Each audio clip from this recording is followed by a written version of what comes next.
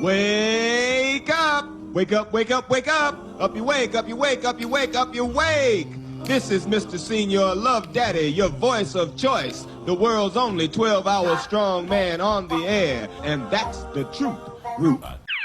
Welcome to Bennington. I don't know where I'm going from here, but I promise I won't bore you. I want you to take your hand out of the bowl of Fritos, throw away your National Enquirer, and pick up the phone. Go ahead, pick it up, and call Bennington.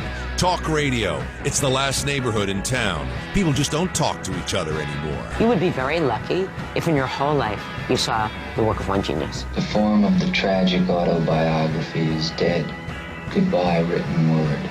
So I have chosen this form, radio, to author my life. Hashtag Bennington. This is Mr. Senior Love Daddy doing the nasty to your ears to the nasty. Eyes only play the platters that matter, the matters they platter. And that's the truth.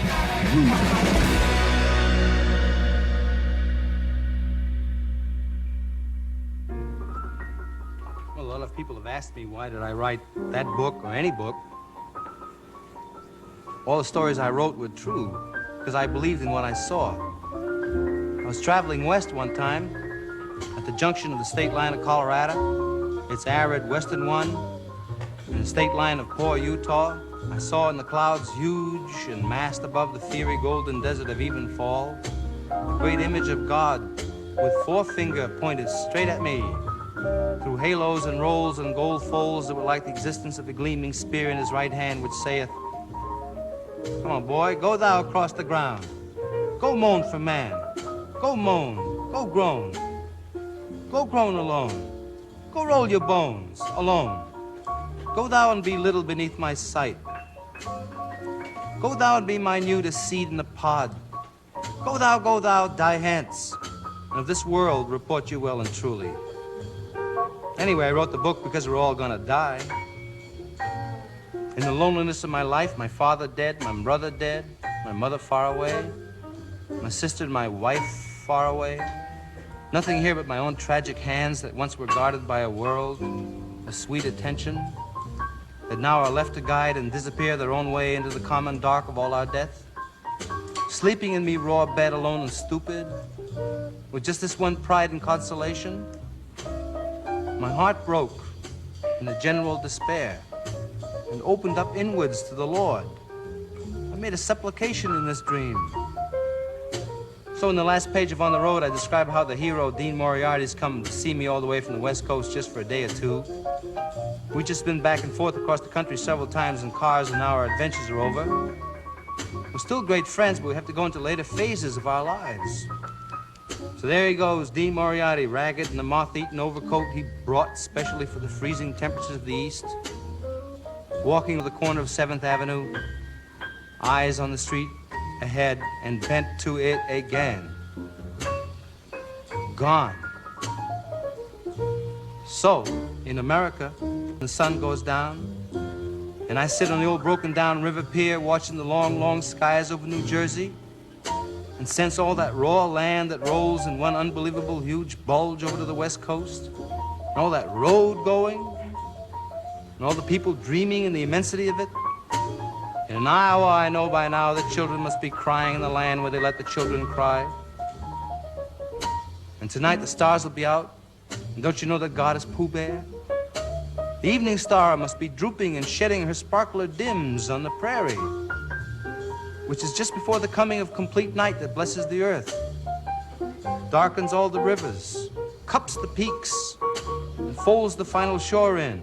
Nobody knows what's going to happen to anybody besides the forlorn rags of growing old. Think of Dean Moriarty, I even think of old Dean Moriarty, the father we never found. Think of Dean Moriarty, I think of Dean Moriarty.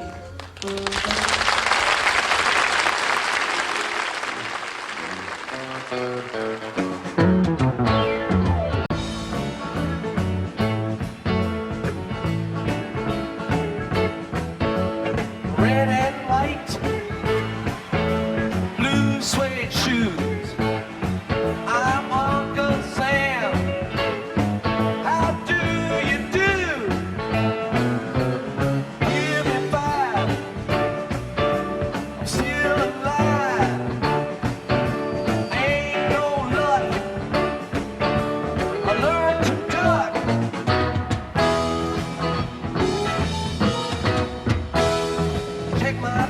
once. It don't change. Stay 72. Come shine or rain. Wave the flag. Rock the band. Rock the boat. Skin the goat.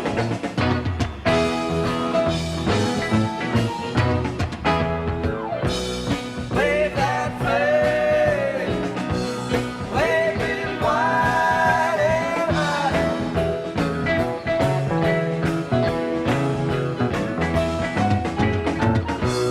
Summertime now, come and go, my oh my.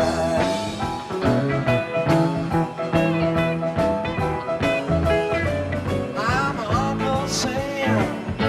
That's who I am.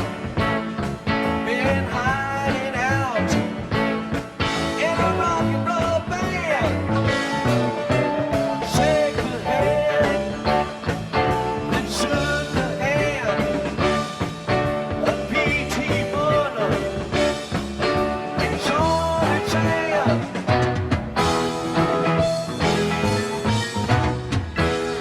Shine your shoes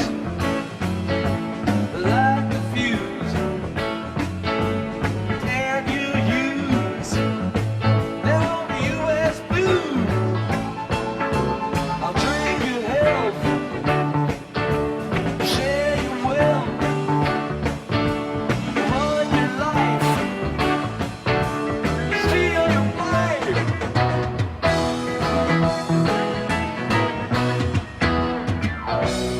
Wave that flag, wave it wide and high.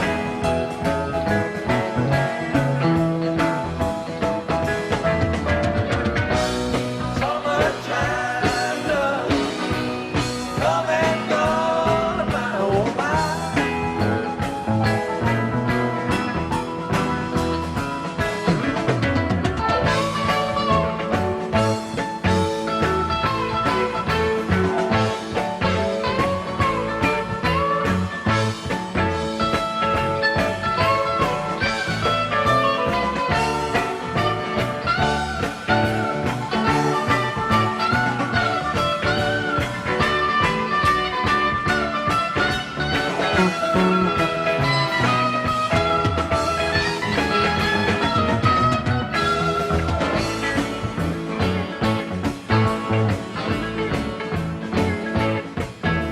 Back to back, chicken shack, son of a gun, better change your act. We're all confused, what's to lose? You can call this song the United States Blues.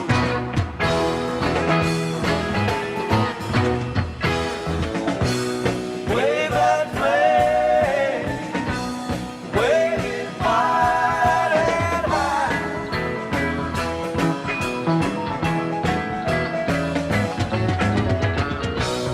Summertime now, come and go, my oh my.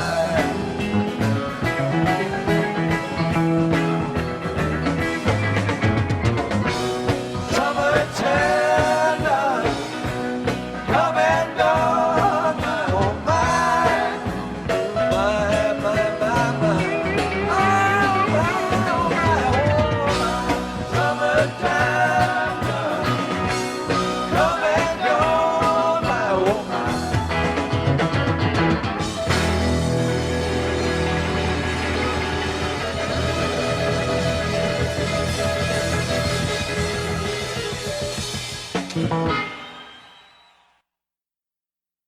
This is why we don't let Brody close our beaches. It's the Bennington Show, the big tune that we do every year to kick off the 4th of July weekend. I'm Ron Bennington. There's Gail Bennington. Oh, hi. Perhaps the best opening in the history of radio itself. There should be a Jaws quote in there somewhere, though, Chris. If Okay. you really think about it. I know. I mean, we should remember the danger of swimming in North Carolina today. But happy summer, everybody. And still kind of cool weather in New York City. Yeah, it doesn't quite feel like summer out there, but Good. We I have always time. want to skip over the heat. The heat is for children and snakes. But it is, it's weird how much time we spend talking about the summer. You know, you wait for it. And then when I was a kid, 4th of July used to make me feel like it was halfway through the summer, even though that wasn't true. But it was the first sign of you've hit a mark inside the summer. These lazy days that you were spending will be gone and school will be back. yeah, I'm in denial. I feel like it hasn't started yet. Well, it hasn't for adults, you know? Adults start the 4th of July. Children start last day of school. When you go running outside, you yell, up yours, Krabappel, and summer is here. And I don't think kids spend summer the way I do. I know my nieces and nephews stay pretty locked in with things that they have to do. Some kind of swim time, it's karate time, it's musical instrument time. It's summertime. No. These kids today, they're expected to know different languages, have a music, because when you're 8, it's time to start thinking about that college resume. And you need to have a full one. You can't have the kind of resume I had, sat around all summer, bitched. You know what I mean? Boring. Bitch, got some sparklers, lit a punk on fire. By that, by the way, I'm not talking about a twink in jail. I'm talking about a cattail. Which Those are called punks? we called them punks in our neighborhood, cattails. I did not know that they were called punks. I don't even know if they still exist. I haven't seen one since I was a kid. I guess because I don't go down near the railroad track anymore. Well, you know, things being different, you know, we never said firefly, and people do. We Right. said lightning bug. I said firefly. You growing said up. firefly in the South. Mhm. What'd you call them, Chris? You Fire- probably never saw one. I never saw. I didn't see one until I was an adult. And fireflies, I guess, is what I would call them when I did eventually see one. It's prettier sounding. It Then a sounds lightning like- bug? Yeah, Lightning bug, no. Lightning bug is more badass. But I call it firefly firefly. sounds like some sort of fairy creature. That's why I like it. It's a more feminine name, I think. I didn't even realize that. All right, let me check in Minnesota. Joey Jojo, when you were up there for the 2 weeks of summer that you had growing up in Minnesota, what did you call that insect? Lightning bug. Thank you, Joey. Yeah. Me and Joey Jojo, the only 2 Yankees here. I guess I'm just a dirty Southerner. Well, you probably heard the term firefly Right. from somebody who called it that. And then instead of being smart enough to go, are there any other names before I do this? You stayed with it. Why didn't I do that? An idiot. There's this place now, it might be in Tennessee or it might be West Virginia. It's a state park that people go stay at because the amount of them, and they synchronize, like you'll see whole mountainsides go up at the same time. And you know, that thing is some kind of just a sex dance, you know. Right. It's males trying to get females to come over, but we never knew that. And I haven't really lived in a place where you would see a lot. I mean, you didn't see a lot of them in Florida. No, not many. But when I was a kid in summers down in Maryland, they would just, you know, it would light up entire fields. It would be crazy. But this was always the gross thing that, first of all, you would try to capture them and keep them in a jar. But some kids would take them, mush them into their fingernails. What? And walk around like, because you could get like about a good minute of the glow, even though the thing was mushed in your fingernail. That's pretty badass. It's kind of gross now. to But they think of weren't it. harmed, right? They lived. Yes, Okay. yes, they lived and they went away and they saw their own families. Good. Feel better about this story now. But they light up even after they're dead, and that's kind of weird when you think about it. Andrew in Jersey. I'm a truck driver, and I hit them all the time now, and they still say lit up all along my windshield. It's actually interesting to see. Man, it doesn't sound too dangerous, right? Just have a windshield full of glowing stuff. I washed them off. And you call them a firefly as well? Yep. I always like, you'll find out there's some other place that just calls it something like a third Right. thing. Like a bleepy bug. We used to call them zap flies where I live. Last summer, I took a picture of a firefly on a tablecloth that it was like mid flicker, and it was really Really? exciting for me. God damn it, that really makes me mad. I never took a picture like that. I don't know who I got on the phones today, but they just suck. Hi, you're on the Bennington show.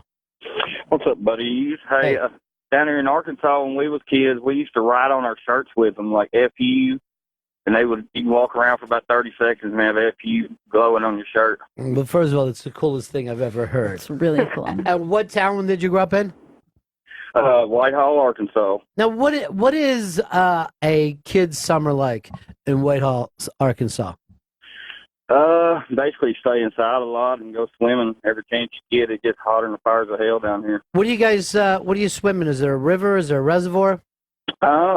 Yeah, you can if you're ballsy enough to, but there's a lot of snakes and shit here. Is that right?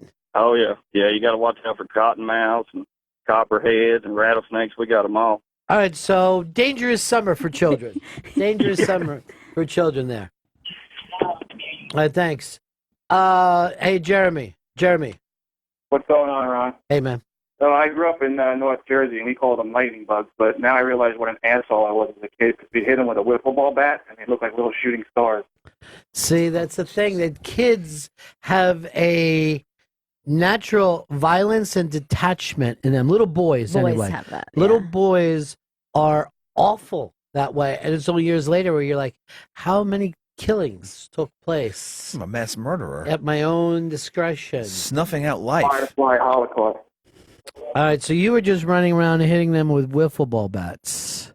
Yeah, or any other kind of stick that would make contact. All right, good. All right, so sometimes sticks, sometimes just bats. Here's Chris in Alabama.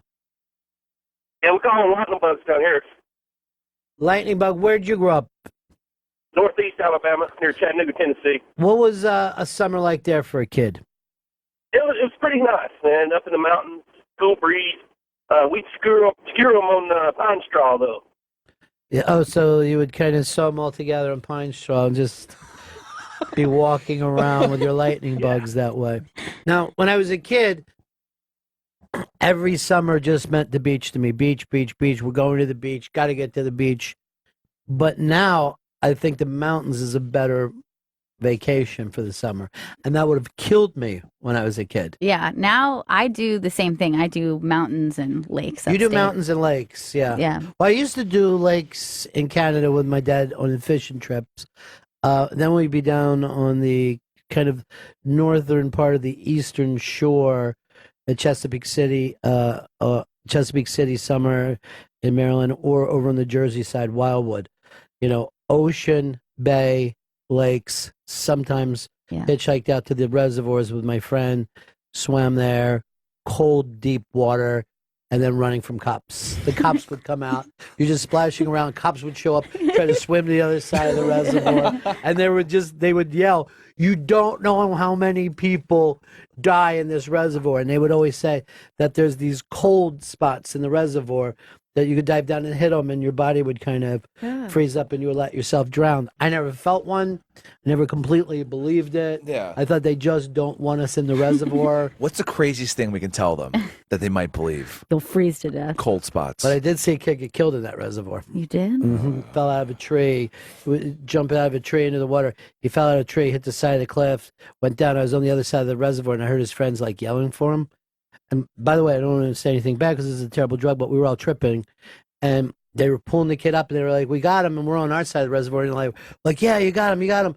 And then the kid's going, "I'm losing on my left," and then he was gone, and they couldn't find him again. Oh my God! And the people even from our side who tried to swim over never got there inside. And me and my friend said, "We better get the fuck out of here." This is a bad and we place to just be. literally went driving out, going, "That was nuts!" And then later we were at a party, and then I would just keep thinking about that kid bouncing on the bottom of the reservoir, and I'm like, "Oh, fuck, get it out of your head. Oh, Don't think God. about that." How old do you think the kid was? Like a teenager? Well, I was probably, 10th, maybe 11th grade, and I don't think it's something that you would do past high school. I can't imagine Right. that people that would be like even 20 Right. would be out swimming in the reservoir Going and to- running from cops. We're going to the reservoir. Yeah. But then when I heard it show up in a Springsteen song, I was very happy. Like, he fucking knows exactly what we're talking about.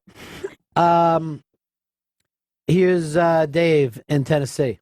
Hey, Bennington. Hey, we were told the same thing. Stay out of the reservoirs. For the coldness? Yeah, the cold. I never believed it either. I thought they just didn't want us there. Yeah. But they would send us to the river for the rapids and rocks and dangerous stuff, just like a big pool, the reservoir. But the reason I was calling, I caught my nephew feeding lightning bugs to frogs the other day, and it'll light up in their belly. You can see it for about 30 seconds and then lights out. You got to get a picture or a video of that. That would definitely go viral. That's really. I'll definitely do it. I promise. They're still around here. They come around May in Tennessee, but they've lasted a little longer this year for some reason. I'm still seeing them around. I didn't know that it was only the early part of the summer.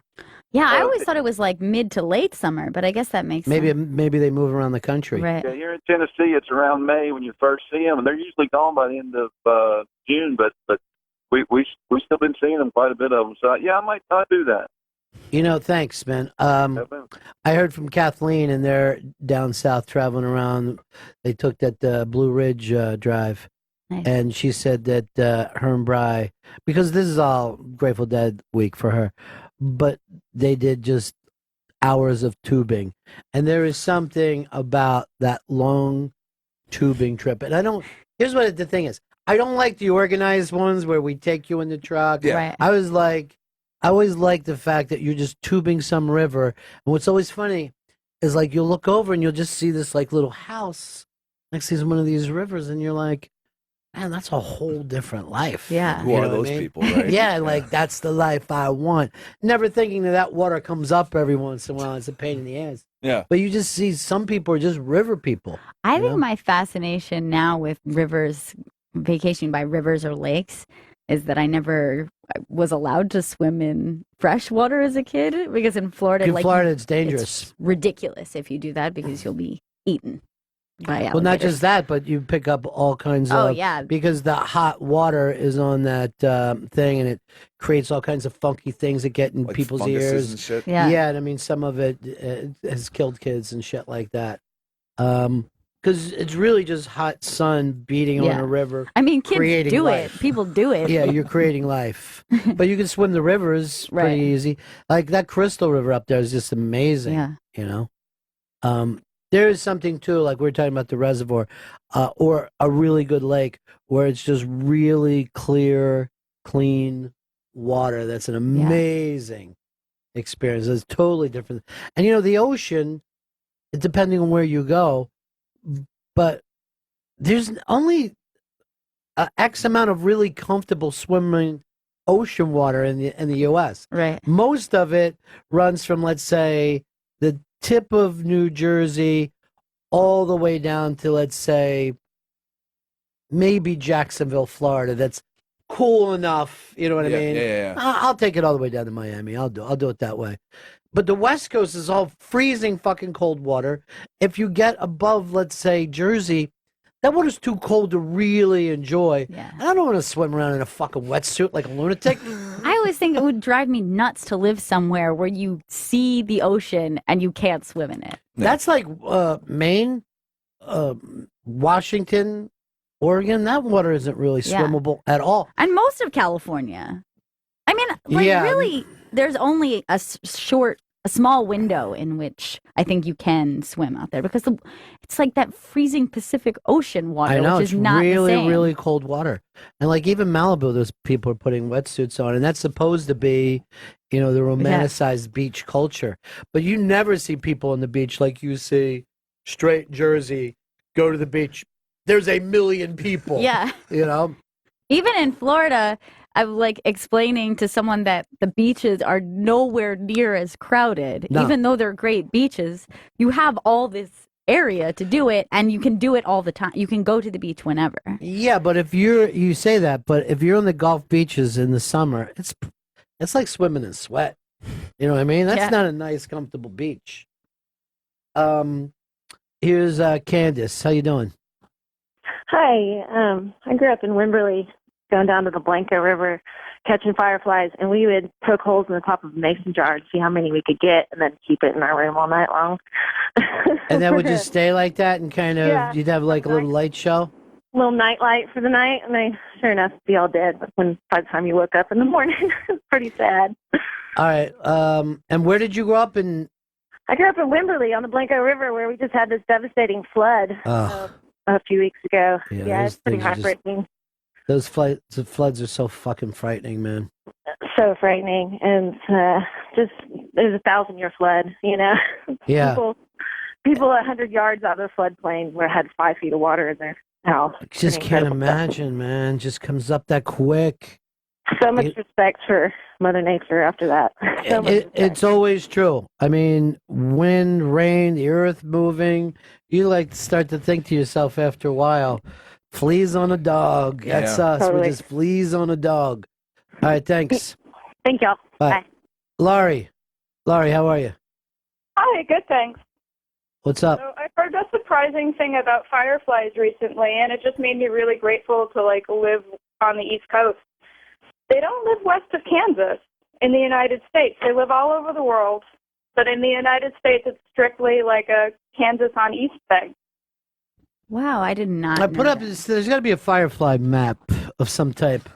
Pull up your firefly. Yeah, go to the lightning bug demographics. It should be easy enough to find, Chris. I'd heard it from somebody I'd been chatting with online who lived out west, and I'm like, okay, that's really surprising. And I was just on firefly.org a few minutes ago, trying to confirm this before I called in. No, that's smart. It's something Chris doesn't do.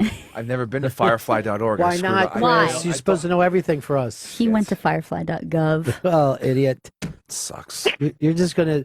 That thing looks like it was made in 1993. So I didn't know that. So we don't go west of Kansas. Yeah, so I don't know about Kansas itself. We'll have to get McPants on this one and, find out where in Kansas, the borders of fireflies. But They don't go by our natural borders. Yeah, I guess they're like, whoa. Back it up, state line. That's Blood's territory over there. Not gonna nut. No, I did not know that they weren't in California. It just seems like that would be a place. I know. It seems like an area that would be enhanced for the Pacific Northwest, where it's really, moist and full of ponds and stuff, the sort of areas that they would like. But Gail is right that it does have that Christopher Robin, mystical kind of childhood sight. You know what I mean? Where when you're younger, it does seem like the world does have magic. And then when you get older, you find out the truth. Magicians lie. They're liars.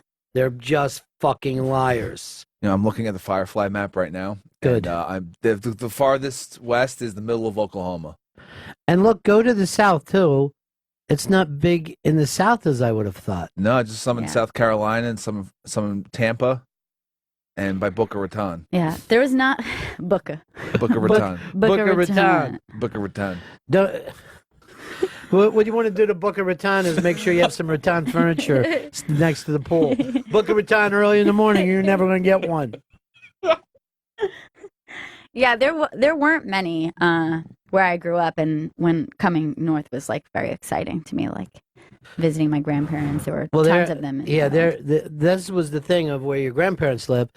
There was always tons of fireflies, and it was farther enough away from, cities that the nights would get pretty explosive with the skies.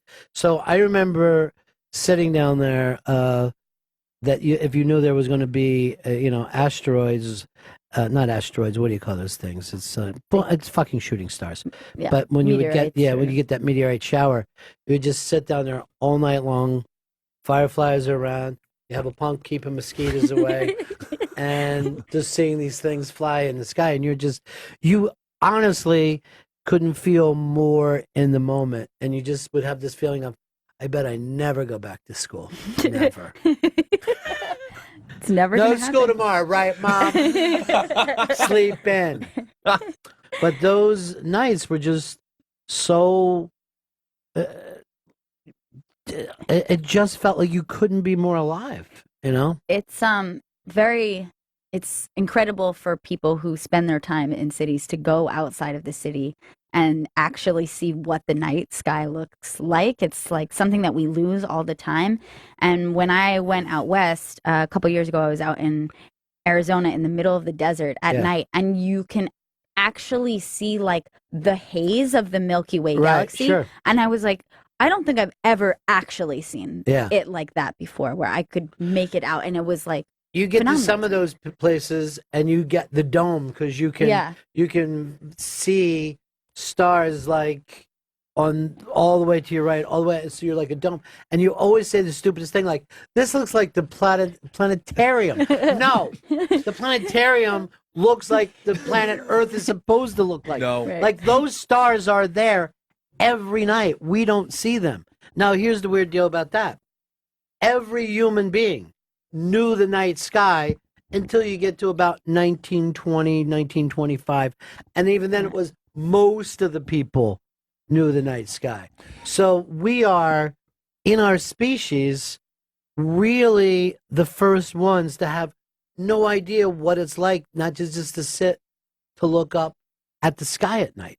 It freaks me out whenever I'm like even a little bit upstate and I see more stars than I usually do. Like if there's a lot of stars, I get weirded. I'm like, You get overwhelmed. Yeah. It's crazy.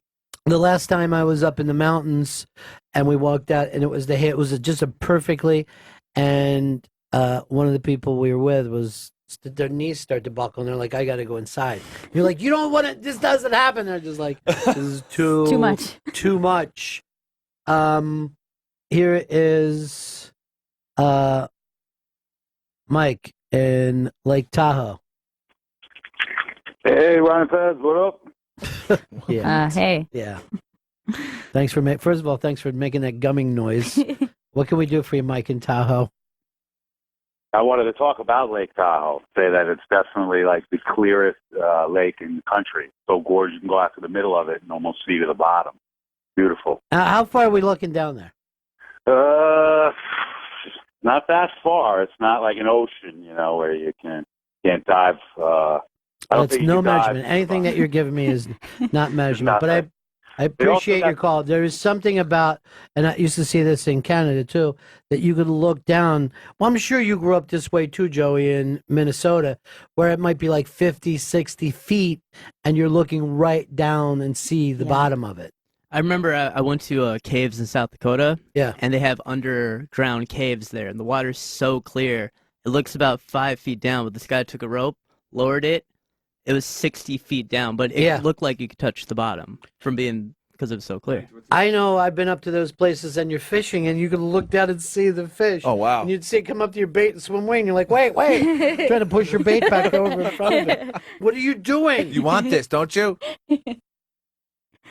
To me, did you ever see River Runs Through It? I have, yeah. Well, it's a spectacular book. If you really want a summer book, pick that up. But because it's different in the movie, the fishing isn't as physical in the book; it's mental, But in the book, you've got to show man against the Right. nature and stuff. But the physical thing, the mentalness of the book. But like I'm sitting there, and I'm like, I never lived a Montana summer. I feel like an asshole now because this seems like the most spectacular. Just this cold running water just shooting through, and you're just fly fishing. Again, they only get that a few months out of the entire year. You have something that you're good at, but then you've got to wait like another 8-9 months before you can do it again. It's amazing when you think about that. I used to think like, oh, if you have the opportunity in the summer to travel, you should always go to different places. But now, as I get older, I think it makes a lot of sense with people who go to the same place or have a Right. summer home. I understand that a lot more now because you only have so much time, and like you want to connect to like one place and the nature of that place. It makes a lot of sense. Yeah, and also that you can get to it easier. So, but it's always funny because guys in the Northeast, they'll have like a little summer place. It's really hard for the upkeep because the winter comes. You're Right. like, hope the cottage is all right, and then you're running down there, and then you have a boat, but you're really only getting to that place 8, 9 weekends to use your boat. Right. You know what I mean? And maybe a 1 or 2 week vacation if you could work that out over the summer. But my way of growing up is that my dad bought a piece of property and then started to build and would build a little more every summer. So we're down at the beach and shit. He's out Just there, working we would like come crazy. back and he'd be like, "Yeah, I got that plumbing in." You know, he'd just be sitting there having a beer. It looked like it was the worst thing ever. But it was only after I got older is that I understood that was his relaxation, that he didn't work a job like that. So going to do that physicality for him was it was kind of and I don't even think he knew it because he bitched about it all the time. But now they're living in that home. It's so incredible when you think about that. The first time that I took my man there he was like, "What do you mean he built it?" Like he built it with his hands. It's crazy. Yeah, it's but just a little piece at a time. You know, just a little whatever could be worked out over every summer, and now they retired there. It's kind of really cool. Here's Nick in South Dakota. Hey, buddy, it's actually San Diego. Good morning. Oh, San Diego. Okay. Yeah, it's kind of the same over here with the activities. You only really have a couple months. I got some friends who go to the desert, but outside of a couple months, Thanksgiving time, it's too fucking hot. But once you get there, there's no lights anywhere. And it's kind of like the motorcycle talk you guys were having a week ago, where you get on your fucking quad, you drive for 2 miles or some random gas station, shit bar. It looks like out of my cousin Vinny. You hop in, have a couple beers, get back to camp. Everybody's got a big circle of RVs, getting fucked up, and nighttime comes and it's beautiful, man. So your deal is to get into the desert in the summer. Yeah, I tried it. My family's got like an RV, but it's too much fucking work. Yeah, it is. It's work to keep up and do that. We got buddies who, as soon as those months come, you don't fucking see them, dude. They're gone Thursday, they're back Monday, and they love it, man. They love it. Well, I know I find the desert just to be unreal, just incredibly beautiful. There is still, there's still danger there. Now you got to be careful that you get out on your own like that and there's no one around. But the desert itself at night, it's otherworldly. It's otherworldly, yeah. It doesn't look like, I don't know, maybe that's my own personal experience because my own experience has been so Eastern. Right. But when I went out to the desert for the first time, I was like, this is like being on Mars or something. Right. It's just insane that this exists. And it's very natural. It's very comfortable. You fall into that thing pretty quickly. Right. You know what I mean? And the air is amazing. It's amazing. It's like that dry heat that just, it feels so good. Here's Teddy in Maine. Hey, what's up, guys? Hey. You guys ever been up to Sebago Lake up here in Maine? No. Well, I grew up in Boston. There were no lakes. You couldn't really go swimming in the harbor. We used to swim in the quarries down there, but my fiance introduced me to the lakes up here. You will not go back in the ocean. If you ever saw how clear this lake, you can drink the water up here. It's funny. Anytime that I'm in Maine, I'm on the ocean. It's too cold. It's too cold. It's freezing. Yeah, it's freezing, but it's also beautiful. But then when you get off into like the middle of Maine and all, you're like, I wonder why this just isn't Canada, because it feels much more like Canada than the United States. I mean, by the way, we're sitting around talking about this. You could take a Canadian vacation. I mean, just throw a dart at Canada anywhere, and you will go there and feel fantastic. Yeah. You know why they say that fucking Canadians are nicer than Americans? Why's that? Because they're surrounded by that kind of, no matter where you are, you could be in the middle of like downtown Toronto and you can get to nature as quick as you could probably get to a toll booth around here. You can you're out and you're in nature. There's no reason not to keep a lake cottage that's like 40 minutes from your fucking downtown apartment. That sounds amazing. I really want to do a trip like that because I've done Montreal and I've done it twice. So I really would love to go out and see. Well, it's amazingly different. You know what I mean? The East Coast, Newfoundland and Nova Scotia and all is really stunningly beautiful, but in a far different way than even Ontario is. And then as you get further out, I think that their Rockies probably blow our Rockies away. Right. I mean, they're like bigger and It's stunningly beautiful, beautiful land. And you look at the size of Canada. How much bigger is it than the States? Then if you look at the amount of people there, they got something like 1/10 of the population of the U.S. They got a lot of space out there. All they have is land and woods and tree line. I remember being a kid, we went up further, and it was the first time that I ever saw the logs coming down the river. And my dad pulls off, and we're just watching logs. And I turned around to my family and went, "This is real." You know what I mean? Like this is like they're really doing this. It's not like a show for us. This is how they move logs. It just didn't seem like that could happen. Here's Tim. Tim, how are you?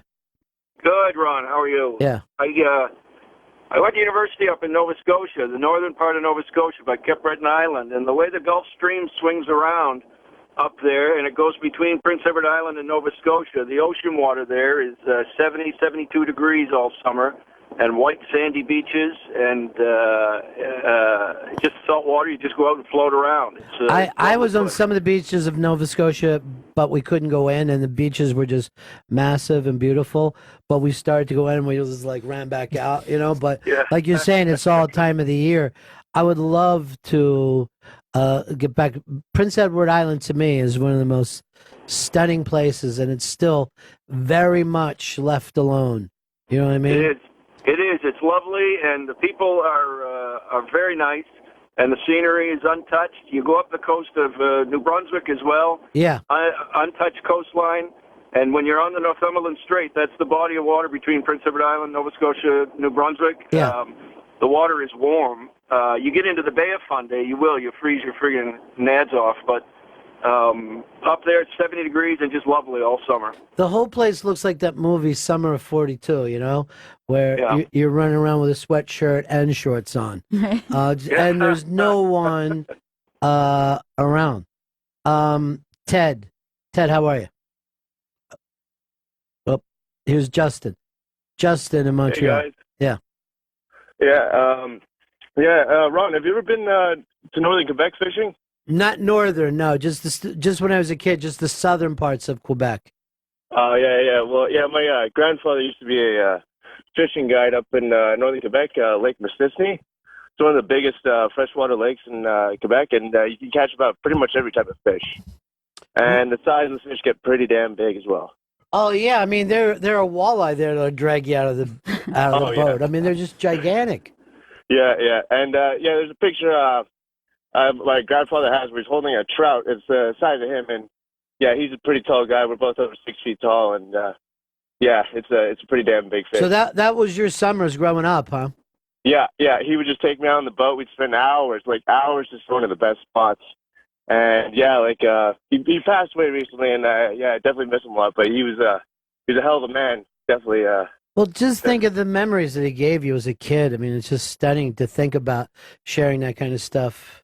Oh yeah. He really was a man of the older generation. He completely he lived his life on the land, and he's what we would call the last great man. Oh, that's fantastic that you have that. Now, Chris, on the other hand, his dad taught him to be a lookout. Mm-hmm. So make this noise. Make a bird sound if you see someone coming. Why in New York would you make a bird sound? Really going to stand out like that. Ted in Providence, how are you? Hey, cousins, what's happening? Happy 4th. Same to you, my friend. It's Ted from Narragansett Beer, by the way. Oh, all right. what's up? Crush it like Quint. Did you guys love like it? Ted is Did what you I guys do. loved it? Love it. Love So good. Narragansett. Yeah, thanks, guys. So, by the way, if you guys ever want to come to southern New England, I'll be more than happy to point you in the right directions as to where to get some oysters and a beer and a lobster roll or whatever. Sounds fantastic. But, like around here, the water doesn't really get swimmable until now. My wife is from Cape Cod, and it's never swimmable. The water is freezing until August up there. Yeah. And so I got I got my first kid coming at the end of the month, so that's kind of limiting my summer traveling. But I got a buddy, him and his wife and their 3-year-old are doing a 6-week road trip across Canada. Like that, doing it with a 3-year-old it gave me hope for the future. But like, what do you guys think about that? Well, I mean, you've got to have that kind of time to take that kind of road trip. Right. Now, they driving out and back? Yeah, I think they're going east to west. Yeah. Yeah, and then I don't mind the driving one way, but Yeah. to see it the second time, I'm like, nah, it's got to start and stop. So we always did this when the kids were little. We would fly to one place, rent a car, and then start. Right. So, like, you fly into Denver, drive all around, and then we left out of Phoenix. And Right. And once, we went up to South Dakota one time, Yeah. then we went down like Arizona, Right. Nevada, that kind of way. And then you get back on a plane. Right, You know right. what I mean? It's the driving, the unscenic part that's hard on a family. Yeah. When the kids can look out the window and be like, yay. But when they're seeing fucking cornfields or off ramps, Right. they're It's weird. unbearable to be around. Yeah. Are we there yet? No, dude. I already told you. 1,200 miles is how far we're driving. That's why the movie Vacation is so great, because the father is so wired. Like, you realize the only one who really needs that vacation Yeah, is this guy who's already edgy and weird. dealing with all this shit. Yeah. And he's, he also doesn't really know his kids that well as the wife does. Like he's seeing them around and shit. Right. Yeah, he's you know. aware. But I think it's impossible to stay in a car with anyone and not, at least have blow-ups. Hate builds on a long road Yeah. trip. When dudes get together and like we're all driving to Miami. It's fun for yeah. Well, first somebody's the butt of the joke. Someone's the asshole. By the time you get out of New York, it's already getting a little weird. There was a guy who jumped out in Miami and said, "I never fucking want to see any of you again." And then the car drove away and came back like a half an hour, and he was just sitting there with his bag, pissed off. Sure. He was like, "Get in, come on, we were all crazy." Yeah, I don't know, 6 weeks. Well, our buddy was talking about taking that drive as far up as he could go, Chris. Yeah, Brooks Whalen. Yeah. Yeah, he was going to go. He's postponed it, but yeah, the plans are still there to go all the way to the top. Show the map to Gail. This is ridiculous. So he's going to drive out of California, Yeah, drive out of California. go straight up through Canada, through Alaska, and there's something like the last 200-300 miles is just only trucks on it. You're not going to Wow, run into yeah. any It's at the top. anyone that isn't doing any kind of trucking work. There's no one there for any reason other than to go up and haul shit down. The top of Alaska is where he And wants to go. It's crazy. I mean, we did, just the length of California, and that's a long trip. Yeah. Like now, I mean, how many hours are you thinking? Oh, you're talking, weeks Yeah. driving like that. He was going to go to Dead Horse, Alaska. But I've said this before doing road trips. I've never been to a state and not seen beauty. Yeah. You know what I mean? Like any state that you go to, which makes me think that it's got to be true of the world. You know what I mean? Like anywhere in the world is beautiful. By the way, I saw this today. Look, that's his trip. 73 hours. It's insane. 73 hours of driving. So if you did 10 hours a day, that's fucking, 7 days. And obviously he's going to Yeah. push harder than that, which just him and his chick, by the way. And a tent. Yeah. He's the type of, hey, man, I have a tent that I pop up quick. I got some beef jerky. Always keep a couple jugs. Like, he doesn't seem like he pays that Right. much attention Hello. to the downside. There's certain people that they'll just sleep outside and be like, this is great, man. Like, they'll go to their friend's house and sleep in the backyard. Yeah. But you don't have to put us up. All right, I'm I've going had friends like that. I got this. Yeah, I know. Or we'll keep our fucking van and sleep in it in your driveway. And you're like, well, I have neighbors. And they might not like to know Worse. that there's strangers sleeping This outside. place is starting to look like a commune cult type thing. There's one state out of the 50 states that, as of right now, no commercial airlines fly into. For Stanley, you're the first one to go. All right. No. All right. No commercial airlines. I'm You going to can't get a commercial flight to this state. Utah. No. I'm just No, throwing it out. obviously no. Okay. All right. Fine. Joey Jojo, what do you got? I'm gonna go with Wyoming. No. Okay. No, you're out. Yes. All right. So I have two minds. Mm-hmm. Don't give it away or they'll jump on it. I'm going to say... Okay, this is a weird one, and I'm going to be laughed at. But I'm going to say Rhode Island because there's neighboring... You never should have brought that up, though. You should have just said Rhode Island. Because your thing is right, but it's not Rhode Island. Oh, damn. Okay. Your logic was dead on, and your logic now belongs to the room. Idaho. No. New Hampshire. Not New Hampshire. New Hampshire. No. It is... No. Vermont? No. Oh, God. North Dakota. You don't even try. I am trying. Oh boy. I'm gonna go with the Connecticut. No. Why does he mispronounce every state? To annoy. You don't know how that annoys people, too, when they hear their home mispronounced. Drives them nuts. Going to the cut. Okay, hold on. No. Delaware? Delaware it is. Big prize closet jail. Ow! Tell her what she wins. You win a U.S. map, but you don't need it. You just won. Yes. He always tells you one thing and then changes it. You know what I mean? Yeah. We're having chocolate cake for dinner tonight. Yay! No, we're not. We're having chip beef. God damn it. It also belongs to the city. That's literally anything that he has to say. He says something better first and then says the worst thing. Stop disappointing us. And then he'll go like this. Oh, I thought you were going to like it. Thought I had you. We're going to Oh, Hawaii, but we got to stop through Nevada. Here's Bill in Ontario. How you doing, Bill? Very well, thank you, Ron. How you doing? Good. I'd like to say that I was pretty disappointed when Fez retired, but your daughter is completely delightful, and the show is absolutely fantastic. Thank you Well very done. much, my friend. It's very nice to say. You're delightful. So happy Canada Day, by the way. This is our July the 4th up here. We have Happy Canada Day, everybody. Happy Canada Day. Happy Canada Day. Again to Hardfisker, Happy Canada Day. How many days do they get? They got plenty of time. So in keeping with your Grateful Dead week, I have kind of an interesting story. Myself, I'm not a fan, but my brother was a maniac for Grateful Dead, so much so that they put stickers on his casket when he was buried. But in 1989, him and his buddies went and did a whole camping trip through Europe, and the whole thing was following the Grateful Dead all across. And they just happened to be playing on the 9th of November in Berlin, and he was in the concert doing drugs, of course, and he came out, and that's the night the wall came down. And he came out of the concert, and the city was just, I don't want to say on fire as in rioting and looting, but like any celebration, there's always assholes that are going to, sure, smash and grab and stuff. But he phoned home and said, World War III has started. Like they were not aware of what was going on. It wasn't really public knowledge that, this was the coming of freedom and such. And he just saw people running through the streets with torches and booze and going nuts.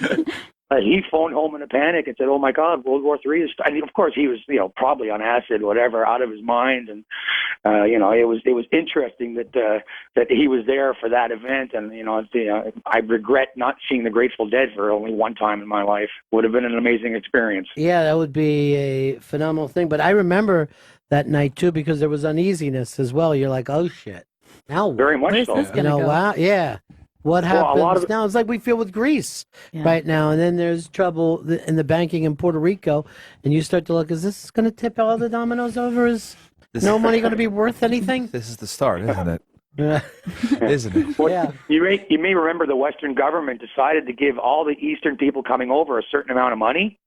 Like everybody got 20 marks or something to spend when they came across the wall. I think that was just to prevent them from burning and looting and stealing and running riotly. Well, I remember when that started to drip, like some people would go and they would still be getting shot, and then a few more. They're like, well, if you'll watch now, look at these people are running through, and no one's shooting at them. We're starting to see some of the guards just wave to people, give thumbs up, and you were like, what has happened to the world that I knew? All right, thanks. Julio in Colorado. Hey, Ron. Hey, it's a pleasure to talk to you. Love the show. Thank you, my man. Hey, so growing up as a kid, I used to take flights out to Florida to spend the summer because here in Colorado we don't have very much water. And, we used to make a trip out of going to all the beaches, just a small road trip. And I kind of found out the hard way why the Florida beaches are kind of empty. And because as a kid, I used to get my legs tore up by jellyfish, just everywhere. And on the what flip side, beach had the most jellyfish? so I would go to Cocoa Beach. That was the first time I ever got stung really bad. My sisters did as well. But that's a nice, refreshing beach. There. Yeah. Really nice, Yeah, cold moving water. Yeah, and Daytona as well. I got stung. Yeah. And then I went to a beach in Miami when I was really small, and I remember getting stung there too, and it was just terrible. And I noticed that's why I don't see very many people in the water. Well, it's very weird when you think of how many people live in Florida and, you know, how few of them. First of all, the other weird thing is most of them have their boats and don't take it out in the ocean. They're just in those little passageways along there. What was that called? Like the intercoastal? Intercoastal, yeah, on just like little Gulf? waterways that are set up because all the beaches are like really just sand, you know, sand barges off. So people just keep their boats, and then you're like, you ever take it out deep? No. It's where the fish are. I don't want to be out there at all. Like to ride around from bar to bar with girls in the front of my boat. I've been stung by jellyfish a couple times, but the worst was like on the stomach. It's like such sensitive skin there. It's like it was the worst. Just like slid right across my stomach. God. Well, let's not let that ruin the day. You lay on the blanket, and the rest of us are going to I'm sweat. in a lot of pain, guys. I know. Yeah.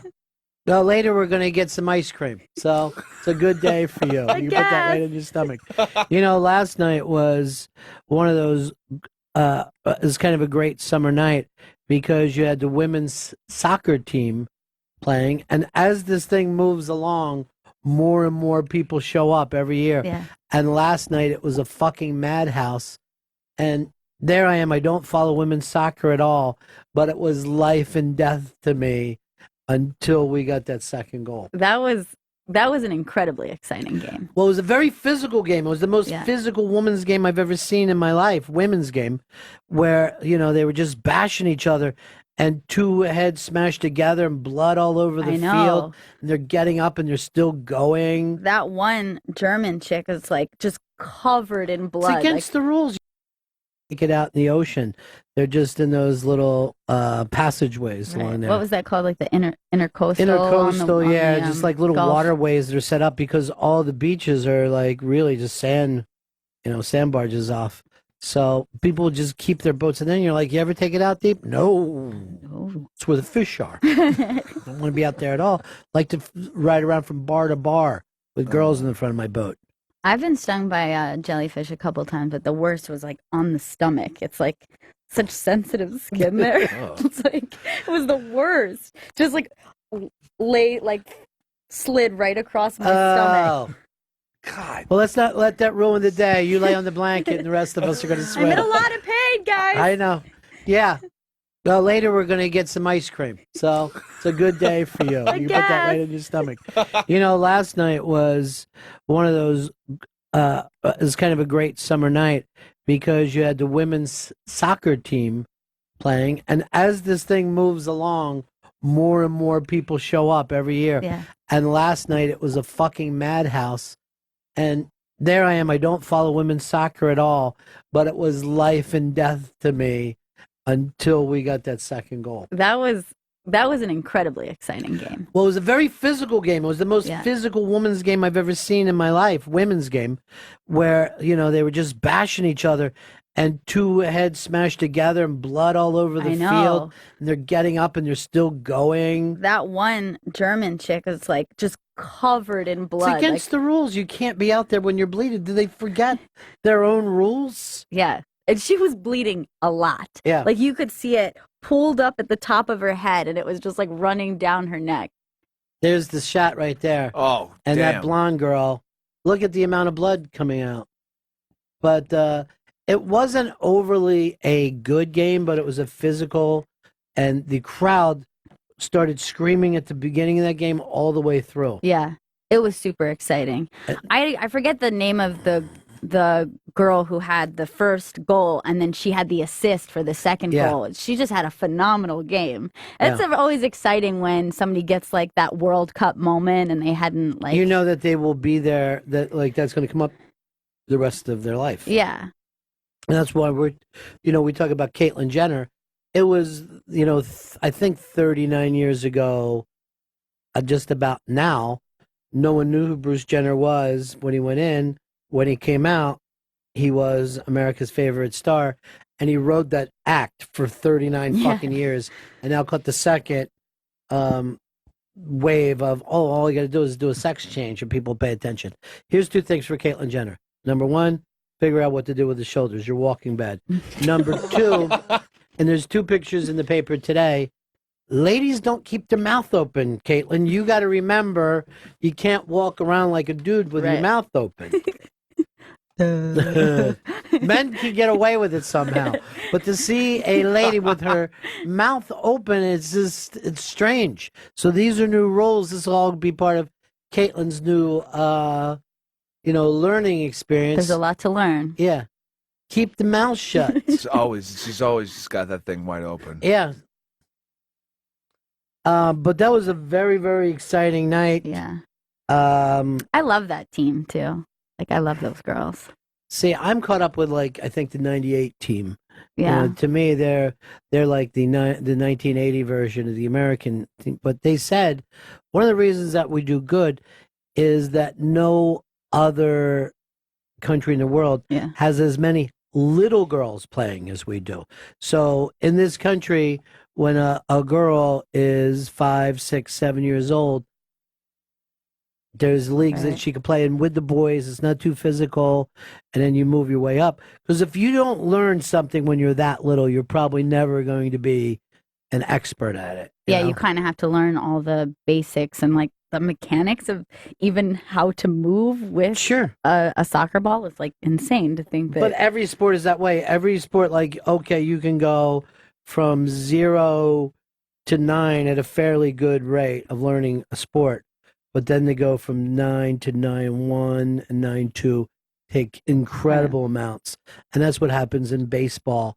Like, I did Dream Week with these ball players. So we go down there, we're going to play some ball. And I'm like, I played ball through my whole... You get there and you're like, oh shit, these guys have thought a real lot about baseball. Like they're talking about taking a lead and where you should feel it in what part of your toe when you're leaning forward, and your way of snapping back. You're like, oh, I see. Gotcha. So you're just really breaking this game down, not just running out with a glove and fucking dive. Like thinking it's great when you dive for stuff. Taking a whack at a ball. Like most of the plays that any of us would make a circus catch at, it doesn't look important to them because they've already got themselves there quicker than we would. They try to turn every step into a half step and then every step into a quarter step. We never fucking think that way. So that happens with every sport. That's why now they don't want kids to play sports the way we did when we were younger. They want you to pick one sport and stay with it. Right. Well, we played every sport. Like the second the new season started, threw your old shit out off your end. They're like, no. Pick something, get good at it. But that's kind of sad because you don't get the experience because no one makes the majors, no matter what the sport is. I think it's really funny now when you see how much the pro baseball league is Hispanic, right? And then you look at college baseball and you just watch the baseball World Series and stuff. And you're like, this is the most lily white sport now that we have in America. Yeah. It's just white kids playing. There's no black kids. You never see a lot of like Hispanic Americans. It's just those island guys are just flying into the country and it's again because when they were really little, they just start to work at it. Like, I gotta get off this fucking island, not just for me, but for my whole family. They just throw themselves into it as a little child. Now, of the women's sports, do you think that women's soccer is the most followed? Like, I know that they have a hard time with, getting people excited about women's sports. Well, but do you think the women's soccer is like the women's biggest? basketball is big More in so? college. Big in college. Women's volleyball has come up amazingly. Yeah. Especially that beach volleyball with the tiny little things. Yeah, they Um, well they found it in on marketing that. Um, Even yesterday I was watching like, they're doing the slow motion of Hope Solo like taking a swig of water and Right. pouring it on themselves. I'm like, I wonder if that would be a shot at I mean, I know the men love Hope Solo. She's Yeah, but if you even look in that crowd last night, there was a lot of women fans. And Yeah, I saw that's that, what it yeah. would really take for women's sports to be big. Like, women are always yelling, like, why aren't there more sports on ESPN? There should be, women have to support women first. Right. But college softball is a very big sport. Women's sports are pretty big in this country, I think, compared with the rest of the world. Women's basketball is taking huge leaps, Yeah. And most of that stuff happened within like the last few years, like last 30 years or so, that women's sports have gotten really large. But these, women's soccer players, there's girls there that, particularly our defensive line, Yeah. that plays so smart, and there's just off the foot speed. I don't know this girl's name, but I was watching her through this whole tournament, and her first step is so quick that it's shocking. Megan Rapinoe's the one I love. She's my girl. I got her and the adore other her. one are like, they're like old lionesses though, man. Yeah. It's the new girls coming up that are carrying the team this time. Carlos in Delaware. Hey, I don't want to rain on your parade, but the men's sports, they subsidize all those women's sports. Like the NBA pays for the WNBA to survive. Well, why would that have anything to do with anything? It's owned by Because the they're NBA. not entertaining to watch these women run around the court with the hairy arms. Well, first of all, we're not even talking about that. And second, show me one hairy arm in women's basketball. What I was really What talking that about Brittany is Griner? She talks like a guy. what's that? Brittany Griner, she talks like a guy. Mm-hmm. And that means what? I don't know. Exactly. That's the exact part of this. I'm saying if you just watch the sport itself, no matter what college sport that we're talking about, all these things, the level that they play at now compared to the level that they played at 10 years ago, 20 years ago, 30 Yeah. I mean, it's astronomically different. It reminds you of where men's sports went from like the 20s to the 1960s and 70s. Yeah. Just huge. Hey, I agree with that, Ron. I Yeah. agree with that. But what you said about these kids, they got to pick one sport, that's a big problem because LeBron James, all these guys, they all grew up and they all played all the sports. That's how they get good, not by picking one. Well, now they want the kids to play at a high competitive level very early on, and they're starting to, have travel schools and shit like that.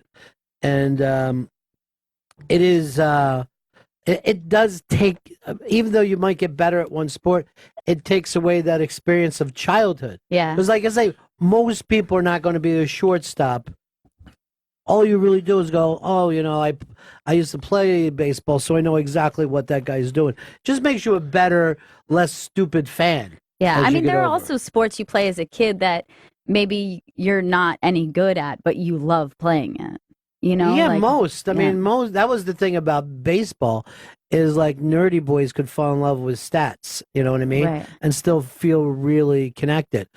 But the amount, because I coached some youth soccer, and they showed us this thing before you could get your license. I've coached basketball and baseball, but they show you this thing, and it's something like 90% of the kids who start playing sports stop by the time that they're 14 years old. Yeah. It's just over for them.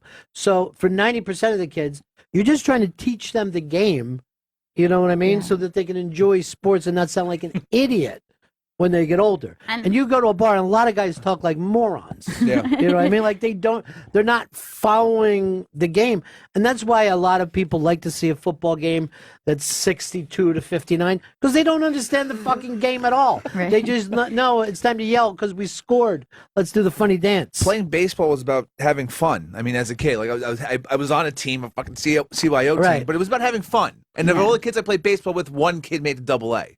And even that was like really impressive. But that is impressive. Yeah. That's a professional baseball player. Yeah. But I never thought it was as fun as your acting because it's fun to play pickup with your friends. Yeah, in the park. But yeah. there's pressure. You see kids crying in Little League. Yeah. I never saw anyone crying in a fucking Sandlot game in my life. Here is Garrison in Wisconsin. Hey, Ron. Yeah. Hey, Gail. Hey, what's up? Hey, I think soccer is it's like one of the only co-ed sports like throughout all of from youth all the way up to high school. A lot of programs they don't have very big programs, so the girls have to compete with the guys. So it brings their level up so much higher. Well, yeah, you have that, but you have to remember, in a lot of countries, they wouldn't dream of co-ed soccer. You know what I mean? Like they would be going, "This is the worst thing a young lady can be doing. This makes her look like whore." A lot of the sports that we have, they segregate so much. You have a couple girls now that are playing football or baseball or whatever, but you don't really, even basketball, you have girls basketball and boys basketball, but soccer is generally such a small program that it melds everybody together. Well, particularly when they're really little. I don't know by the time you get to high school, but at 5 and 6, it just doesn't matter. Yeah. It's really funny. It's just kids running around kicking a ball. I remember that when that change happened. High school by me is still, it's a co-ed deal. I had no idea that. If you have, there's not that many kids that go out for it. Most kids are basketball or hockey or football or I don't know. I think there's more kids playing youth soccer than they play Little League baseball. I don't even think. I think, and certainly the youth football leagues, particularly in the last couple of years of head injuries and shit, you don't see as many kids playing. I mean, I think now if you said, "Oh, my 7-year-old is playing youth football," it's like if you said to people, "Oh, my 7-year-old does nothing but drink Kool-Aid. That's all they do." He smokes. It just makes you look like a bad parent for no apparent reason. Here's Mike in Cleveland. Hey, how's it going? Good, man. Hey, I have I disagree about that starting kids at 5, 6 years old in sports. I honestly think a kid could get burned out on organized sports before. I never played until I was much older. But see, the thing is, the kids don't get together and play on their own. Like, I knew how to play baseball. Yeah. And had played every day of the summer when I was a kid. But when I started coaching, they brought kids were on my team that had never caught a ball before. Yeah. And they thought my job, and these were 10-year-olds, and they were like, part of my job was just to teach them to play catch first. I'm not saying the whole team. Right. I'm saying, like, there was 2 kids that they had never picked up a bat. That's weird. I'm like, why did you join? That's a weird thing to do. My mom made me. Yeah, I agree with you there. But I've seen kids burn out before their athletic ability, before they're able to even develop. I had friends that blew out their arms throwing curveballs in Little League. And then now they say don't throw curveballs, but if you can, you're going to. Right. But, Get that shit out there. but they did. They blew out their arms at a very early age. It was weird. All right, anyway, you have a good day, sir. You too.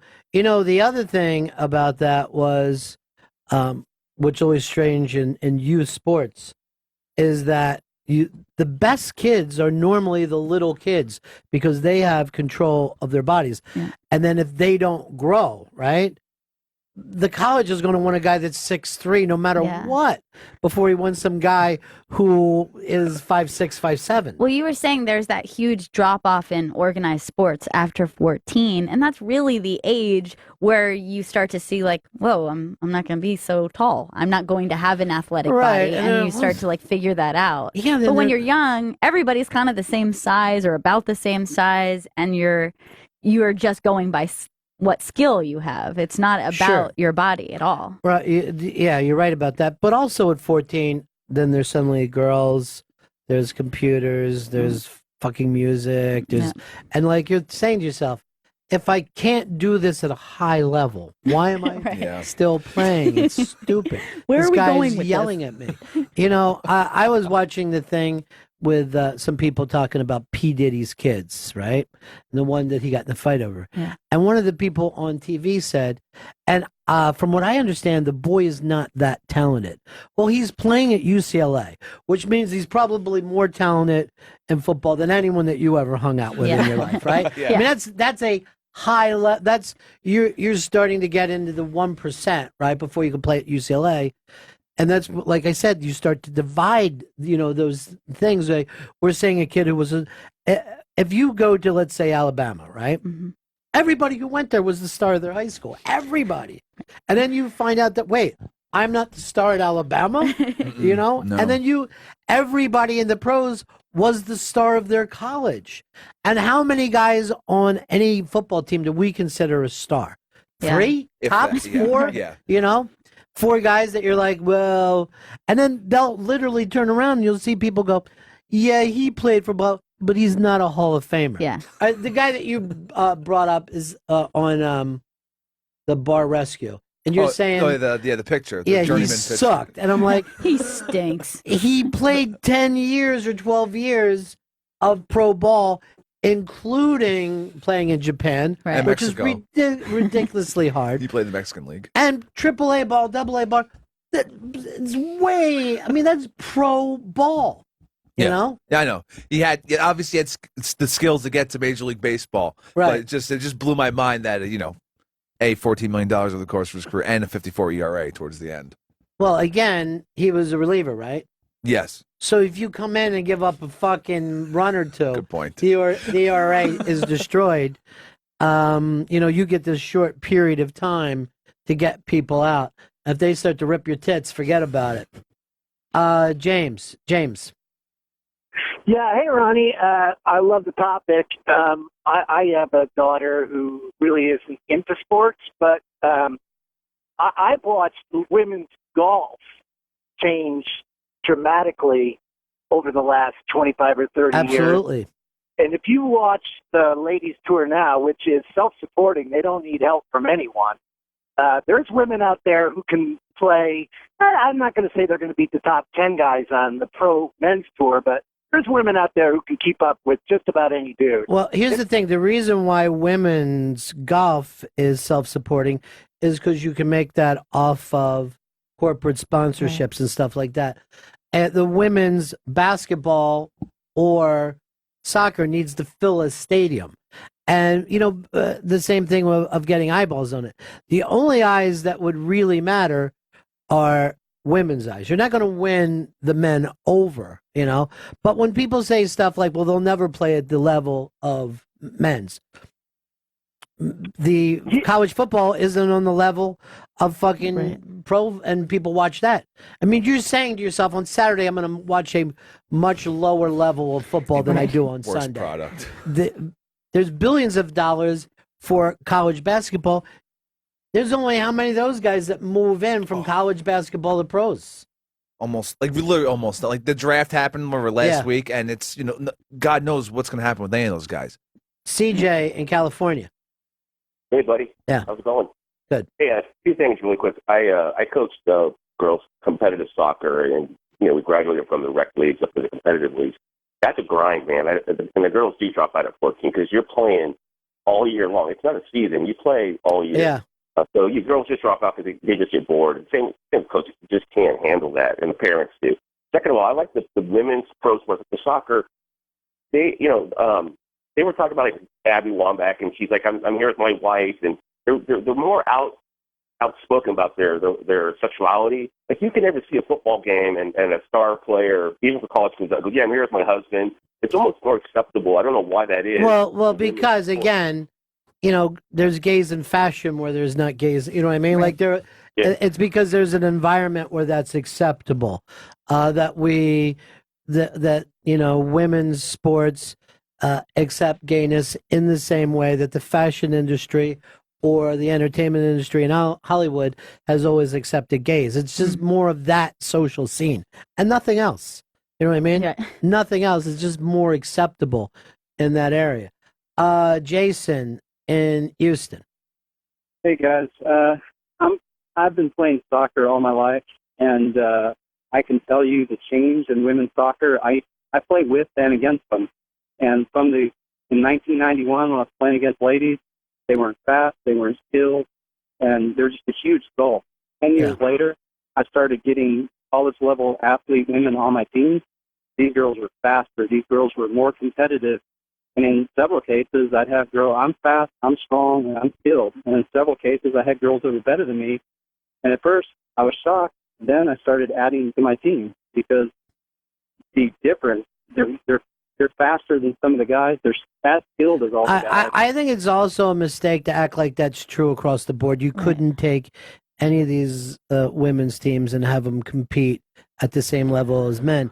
But on the other hand, they don't have to. It's not really that important to what we're talking about. It's not so much that women are getting probably stronger or faster. It's that like the interest is there and something turns culturally where it's suddenly a bunch of people are now being like, oh, okay, now we can teach women how to play soccer. You know what I mean? It's more like everything else is coming up to the level. Well, yeah. First of all, yes. If let's say you went back to the 1960s or 70s, you didn't introduce it to them when they were younger. You didn't train in the same way that you would train, and the expectations were different. I remember when they used to, like girls basketball, they would be like wearing like little skirts and stuff like that. And they would set up this weird square thing so there was more passing and less dribbling, you know what I mean? And now, of course, they just play in the same style. Whatever the winning strategy to play would be done. They don't set it up to be different. Put your basketball skirts on, everybody. Quincy in Texas. Yeah, I just want to know, do you think that will there ever be a NFL for women? I worry that there'll even be an NFL for men in the future. I mean, if there's ever a sport that's doing incredibly great and you get concerned about its longevity, it's the NFL because it doesn't move outside of this country. And, all sports are turning crazy global right now. As hard as they've tried, they push it in England, but that's England. It's not the rest of the world. And has it? It's playing to expats there. It's not playing to English people. Now, has there been any advancement with it being a more international sport at all, or no? They've tried a couple of times, but I wouldn't say. Again, those people have to be introduced to the sport as children. It takes. When people think, "Oh, the NFL, it's the best thing." You didn't even fucking feel that way in this country until the late 50s. Then then they were like on par with baseball in the 60s and then finally passed them in the 70s. But that sport started 40 years before. Yeah, and baseball. But let me also tell you this, and this is why soccer, I think, is kind of a growing sport. That game that we watched last night, would it have been as exciting if it was Boston against St. Louis? You wouldn't have sat around going crazy.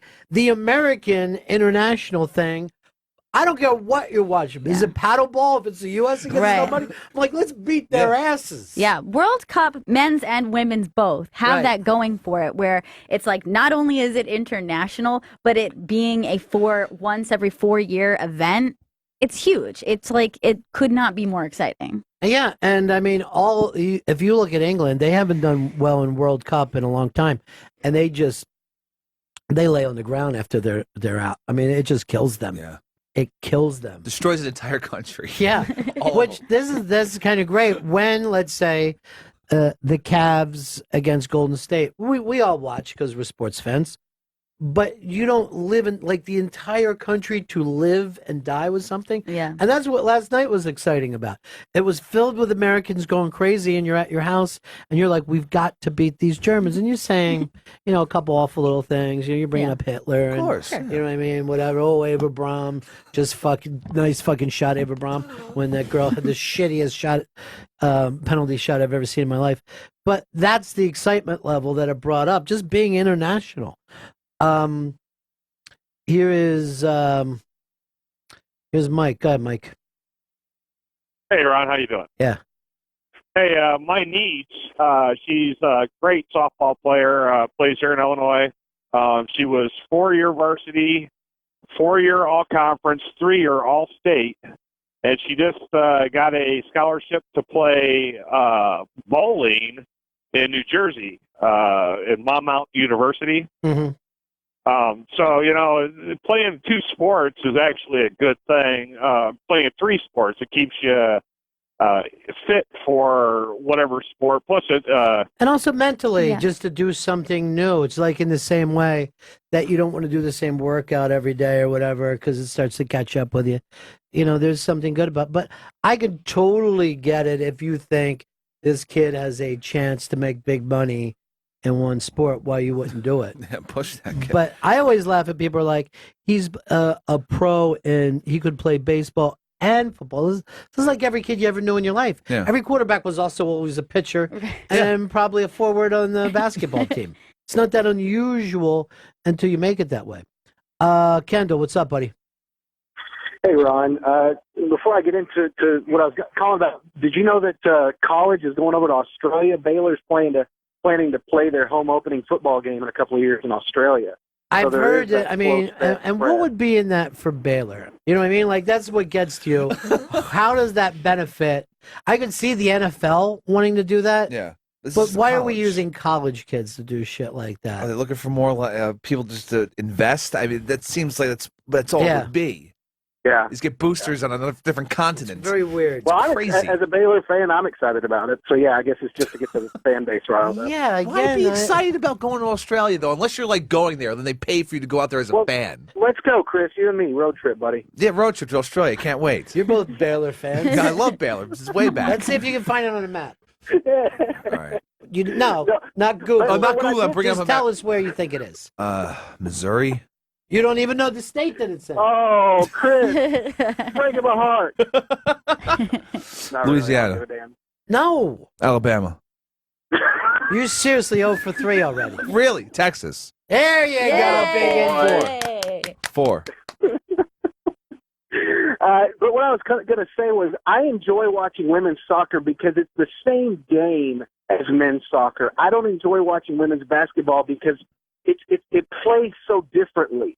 And I think that, I can accept softball because they just call it a different game.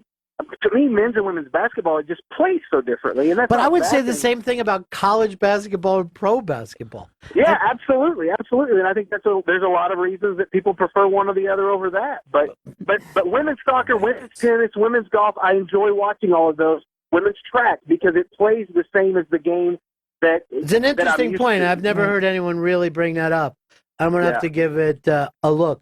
But like I said before, I don't know if it matters whether or not women ever play, to more people or we got more millionaires or whatever. I don't know if that's the point. I'm only saying that the leaps that women's sports have had, but I never think it's going to be big if you got to wait for men. I think if women do not support women's sports, it won't get bigger, much like women politicians. You know what I mean? Yeah. If you have to wait for men to like them, then you're playing the wrong game. Hey, Chris, you got a couple prizes you need to give out. Yes, I do. From yesterday's post on the iBang, it's the impossible movie sequels you don't want to see anytime soon. 2 people won prizes in the comment section with their film ideas. Huh? Seton Where Dad. is he in this? You in Missouri, then Alabama, and Louisiana? Seton Dad 36 with formerly famous. 20 years after breaking up, Stillwater meets up again at Penny's funeral and decide to go on a reunion tour. And I was here for this and don't understand you. Just say who won. That's all you got to do. Lone Dinosaur and Seton Dad 36. All right, for going over the iBang and playing along with our game from yesterday, I'm going to demand that you go back Yeah. and listen to what you just did. Crazy rambling? Yeah. Okay. It was crazy thick tongue rambling. That's and no reason for it. No reason. It was that thing that you were saying about being so drunk before. Oh, sure. But Even- I'm sober. even during the daytime. No, I'm sober. Well, I'm happy for them. Way to go, guys. We were talking about the Montreal Comedy Festival is coming up very, very shortly. And Chris, you tell us that you have a secret guest that the Montreal Comedy Festival has set us up with to talk about it. Super secret, yeah. And they're coming in, yeah. This is exciting. Yes, this is exciting. And it just goes to prove that Chris Stanley, best producer in the 48 states. I don't know enough about Alaska and Hawaii. I Just can't do continental. it. Yeah. Well, we're gonna have to look into this. There's some great Hawaiian radio producers. Didn't realize. Well, do you ever hear us playing any ukulele music? Because you ain't fucking staying on top of Yeah, it. you're not pushing it. I'm trying to keep them behind me. Why? I- Sexual reasons? That's how you like it, huh? He was on the eye bag yesterday. What? And he's talking about their incredible justification of what they've been doing over the last 24 years. I was amazed at all. So, as we get started into this, let me just say to everyone, congratulations, you all winners. No one knows who's done what. But Fingerforth, 1960, said this little ditty. He said... What are you doing? What are you doing? You I should was just watching the flop sweat throw. Congratulations, Seton Dad 36 and Lone Dinosaur. Congratulations. What do they win, Chris? What do they win?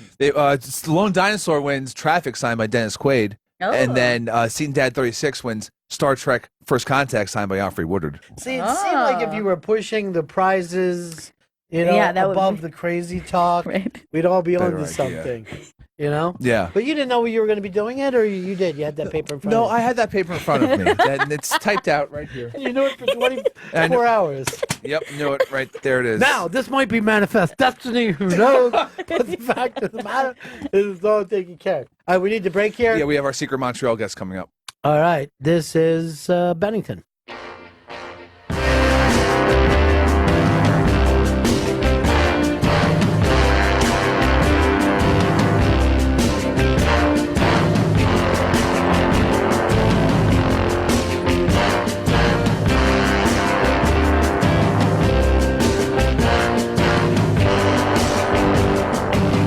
Welcome back to Bennington.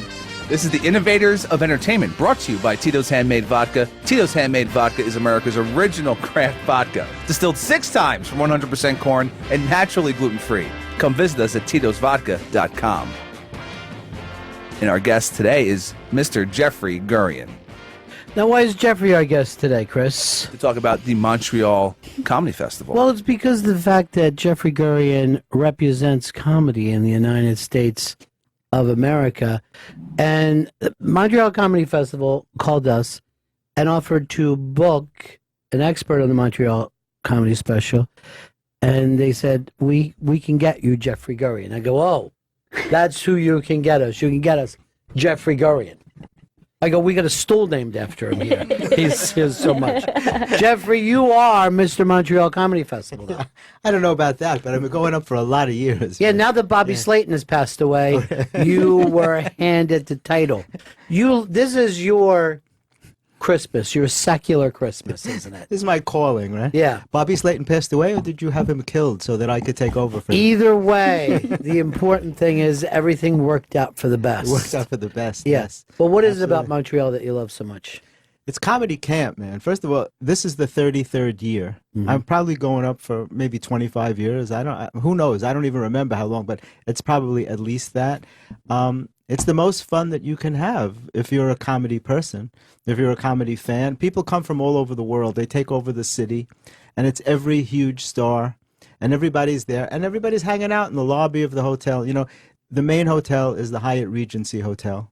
And from the time that you check in, even at the airport, you're running into comedians that are coming in from all over. Everybody's in from LA. And during the day now, they have conferences, which are amazing because you get a chance to meet the producers of the big shows, the writers of the big shows. You mean TV panels. shows? Yes, TV shows, web series. You can pitch ideas to people. You get a chance to meet people in the industry. I would love to meet a producer of a web series. Yes. Where could we find one? Yeah. It's all there. I'm It's all shooting there. right now. There are different panels.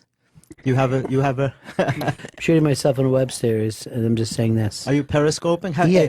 Have you done Periscope yet? Is that a sexual thing? Because it is. that It's seems inappropriate very to ask sometime here. I should have asked you off the air, but Yeah.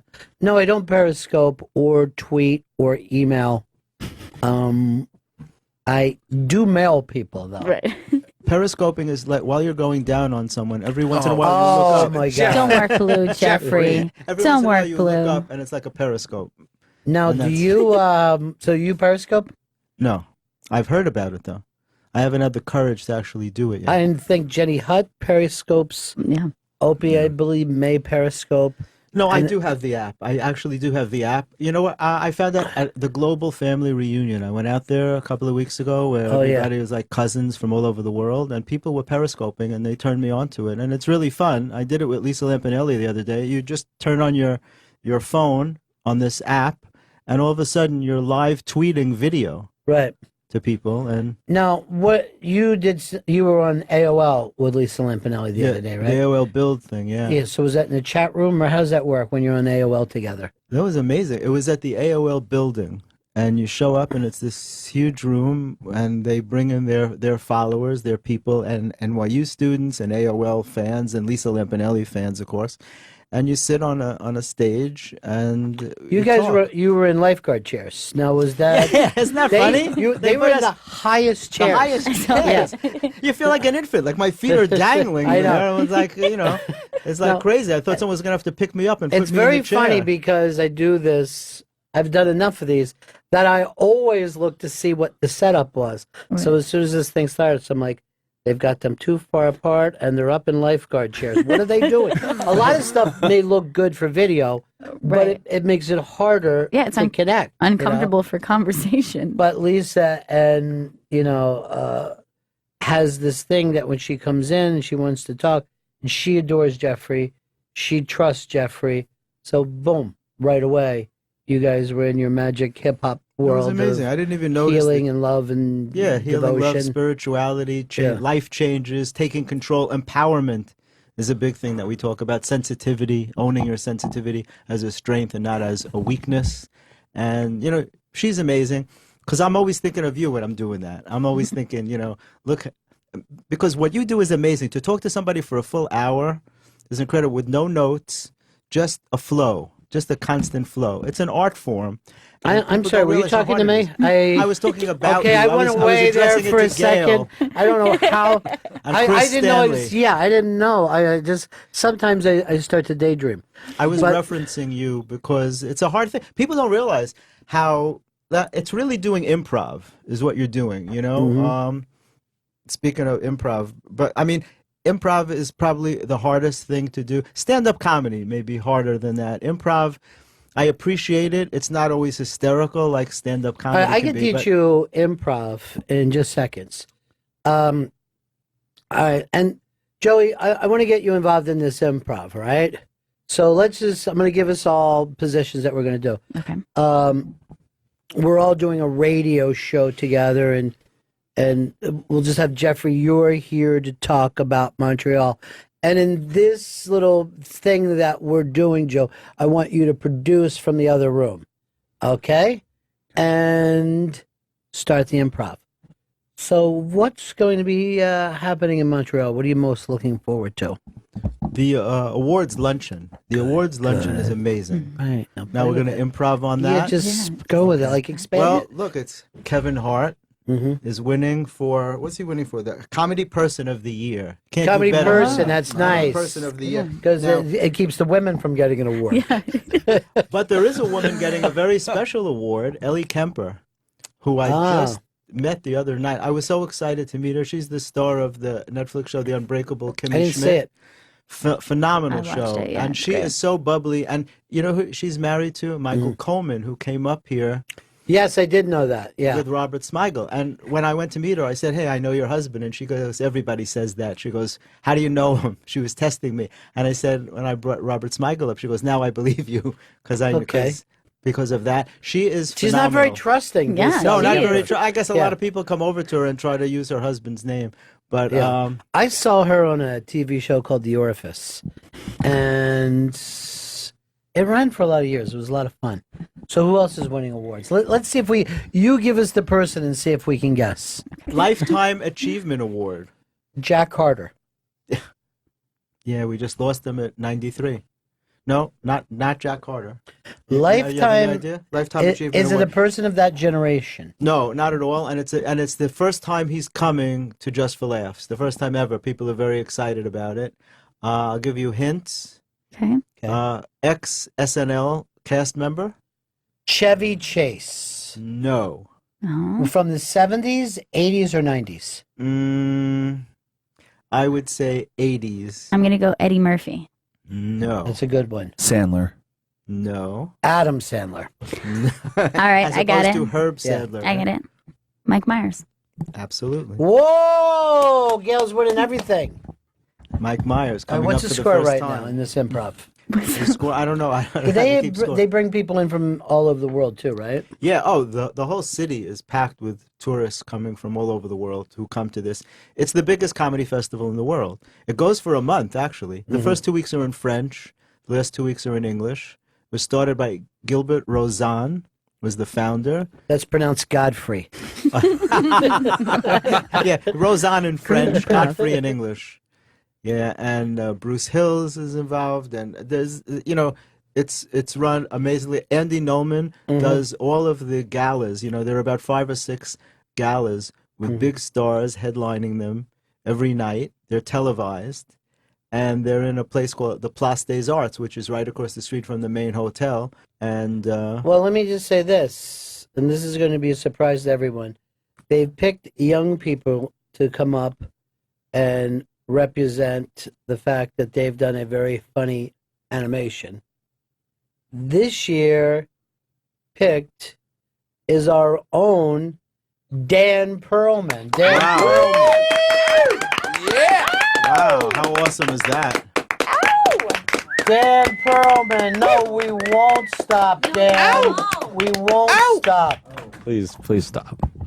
Congratulations. This is Thank you so much. That is a real honor because it's very hard to be picked for that festival. Now, yes. you've done this. Do you know that I have done voiceover in very big video games, and so has Gail? Really? Yeah. Which ones? It's a little something called, is it Red Dead Redemption. Red Dead Redemption. Oh, man. Grand Theft Auto too. I don't And know. Grand Theft Auto. All right. Well, I'd love to use you guys and Here's my everyone specialty. here. Yeah. Here's my specialty. Oh, what's your Gruff special? guy. Yeah. I always. He this goes is- gruff guy. I was like, "Brr, I don't know, I'll fight you back. It's always the same gruff character. That's fine. Yeah, it's You really good. go- Now, what is your? I don't want to call it a cartoon because that might make you upset. No, you can call it that. All right. Yeah. What, So what it's is your funny paper about? It says my little little doodles. You're moving doodles. It's called That's My Bus, and it's an animated series about a bus driver named Bill Russell. And so it's After the old Celtic. not like the basketball player. Why do people keep saying that? Because his name is Bill Russell. I know, They but that's know, part of right? the joke. It's Oh, a no, point of yeah. contention. Okay, Yes, good. yes. Yeah. So All right, I gotta You do Bill- improv that. Yeah, I walked into the burger joint up, and Bill Russell was there, sitting there. Yeah. Maybe the biggest star I've ever seen in my life. Wow. And I've seen them all, sister. So I go like this: send that man over a cheeseburger. Really? I put it on your tab. Yeah, he You was did that eating for it. him? No, I was just not gonna- on his tab. Just Yeah. send him over one. Yeah, He'll make have sure. to pay for that. Everybody wants to get a burger. that's Yeah. 11 rings. high You get a sign. burger. Yeah. That's the currency, right?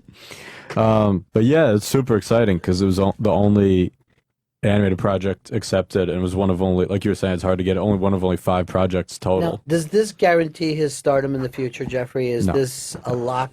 No. It's a That his- step. It's yeah. a step It's a step. forward. And it's a Lockstep. big. You could certainly put that on your resume for sure, Yeah. and feel proud of it. You have a resume? Because No, I gotta. We've This gotta is the write that first step first. toward getting a resume. Yes. Sweet. Oh, okay. Here's another test. Who's getting the Generation Award? That's going to go to This is Ben big. Vereen. Ben Vereen, right? Yeah. For walking on a highway. Yeah. Oh, God and bless not him looking. for that. Yeah. Thank God he survived. Okay, so this is the best. Is it stand up of a generation? Yeah, Which just call it generation? the Generation Award. It says Just for Laughs is proud to present its first ever Generation Award to who? A modern icon. I think I know this. He was in Generation X, Billy Idol. Correct. All right. Wow. They're starting to honor music stars. Ran out of comedy people. All right. Who is Remember when I the- met Billy Idol was here one day? Remember that? How Yeah. exciting that was. It's Dave Chappelle. Dave Voice Chappelle. of a generation. He's doing 8 shows. Yeah, they over had there. to add They- shows. They He already sold out so quickly. They all sold out. Everybody loves him, huh? Yeah. He's good at comedy. He is. He ought to stick with it, instead of walking off. Yeah. He's very low key though. When it comes to hanging out, he'll show up in the lobby. He just kind of chills, stays off to the side. He's like, "What's up, Jeffrey?" Just so chill. Maybe. Yeah, very, very, very.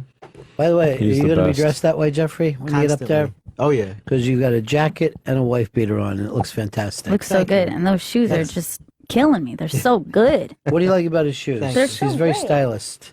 Yeah, He gets his shoes handmade. White suede. Is that what's Yeah, going yeah, on there? white suede, yeah. It With took a me a long lime time to green find sole. those. Yeah, most of them are blue. So true. Yeah, that's why he doesn't even mind if we step on his white. Oh, yeah, step away. Yeah, help I yourself. insist that you So, do that. Yeah. Chris Stanley, I noticed you haven't jumped in once for any of these awards. You don't like comedy? Give Chris give Chris a thing and see if he can come up. I'm gonna nail this right now. You should have the writer one, you idiot. Well, they just added like a very big comedy star who's Whoa. going to host one of the galas. He's been on the show here. Trevor Noah. Robert Smith. Oh, Trevor Noah. Yeah, Trevor Noah. This is the thing about Jeffrey. Jeffrey's like, I want to bring Trevor Noah on. I'm like, who? Trevor Noah. He's South African. I'm like, what would he do on our show, Jeffrey? It's not. He goes, no. He's very funny. What is it? 3-4 months later, Trevor Noah. The whole country is talking about. That's him. amazing. Yes. Yeah, Isn't that interesting? He has Yeah. that ability to do that. It was funny. From the first time I saw him, I'm like, Yeah. this guy's going to be huge. You've got the. What do you think of Dan? Do you think he's going to be huge? I mean, is this thing? Is it? I mean, he's getting this animator award. Does this lock his future in as one of the biggest of all time? I think so. I think the next step is after Trevor Noah, he'll take over that show. Oh, that'd be great. I mean, that'd be Yeah, great. that's- I think that's the progression. Yeah, You start out with an animated film. I didn't realize that there was just 2 steps. You Yeah, said but it was a that's it. step Here's the before. problem. These guys get these shows and hold on to them for 40 years. Right. So you'll be getting it a little late. My mid-60s. You'll have a chance to do another animated film Oh my before God. you get that show. Oh, that'll be very nice. You yeah. ought to do a thing called Losing Nemo. That'd be perfect Yeah. for you. Just trying to shake him. He's Yeah. so annoying. That's the thing I'm most excited about, though, is just being around all those guys, just to have never gotten to see. A lot of them I've never gotten to see live or anything. So Well, that's the thing. You'll get to meet everybody that you've Right. always heard about. Everybody just mingles in the lobby, in the street. There's just parties. I love street HBO does mingling. a party. Canadian Broadcasting does a party. Variety does a party for the 10 top comics to watch. Mm-hmm. And they're all exciting. And it's Do the other 2,000 comedians feel bad that they're not one of the top 10 to watch? No, because these are the new young guys. Oh, new young guys. They're not saying don't watch those other people. Okay, good point. That you That's a good cannot point. watch the others. Yeah. They say that. You So does that cannot- mean you're we're not going to be allowed. watched for a year? I do that, like they're putting their hands in their pockets and feeling bad. That's sad. About- feeling bad for Cannot be yourself. watched. Just about those lists, there's just a funny thing that it's just on the iBang now about this comedian as a joke last year to parody all those lists. He did a top 1,000 stand-ups to watch in 2014 and just named literally everybody. Everybody And but Colin Quinn. everybody but Voss. And Is that right? And Voss was on the Legion of Skanks and got annoyed and said he read through it twice because he didn't know about Control F, that he could just search his name to try to find it. And so there's a great thing where he calls the comic who he never met and was like, why am I not on this list? Why is Bonnie on the list? But I'm not. The whole video's there. It was just super funny of him calling him out. Yeah, I was supposed to do Legion of Skanks that night, and I was bumped for Voss. Wow. That's crazy. I can't believe it. I can't get on that show. I cannot get on that It just show. seems like you can't reach them. You know what I mean? Like there's a lot Maybe of if the- talking about it. Maybe but if the listeners would help. I know. Clap my hands if I'm still alive. Clap if you believe. Is that how it works? Mhm. I never saw that show, but I do it for every game. Like if a guy's knocked out in football, I'll just start clapping, and hopefully that'll help wake him up. Jeffrey Goering, I'm excited for you because you're going back. This is your 25th year in a row to go to Montreal. Yeah, Wow. it's amazing, and I'm really looking forward to it. I'm going up from Wednesday to Sunday. Those are like really exciting days. And, Leave it after brunch. on Sunday? Yeah. Probably, yeah. And then, there's the State of the Industry thing that Andy Kindler does every year. There's the keynote speaker. Who's the keynote speaker this year? Ooh. I think Norton did it last year, right? Yeah. Yeah. It's on the tip of my tongue, and I can't. Oh, here it is. It's Jeffrey Goering. Oh, my God. I'm nervous. That's great. Writing. Clap if you That is believe. I do believe. I do believe you're alive. That is amazing. Did you find it, Chris? They're just having the last 2 years. I'm not seeing what this year's is. They're having the last 2 years this year. mystery keynote Well, that's speaker. it. You'll have to show up to find out. I just found out who it is. It's Gabby Hayes. So great old actor, played all the cowboys. Absolutely. That's an odd so choice. It's going to be a lot of fun. If you're not careful, you'll have a good time. Oh, see, we're going to go out on that. Jeffrey Grant, always great to see you. Always great to Chris, see you way to guys, book too. Jeffrey. You really pulled it off. You did it. This week. Go ahead and read Hard your to get in touch with, but he managed to do it. Read your outcue. The Innovators of Entertainment segment is brought to you by Tito's Handmade Vodka. Tito's Handmade Vodka is America's original craft vodka, distilled 6 times from 100% corn and naturally gluten-free. Come visit us at titosvodka.com. We'll be right back. It's Bennington.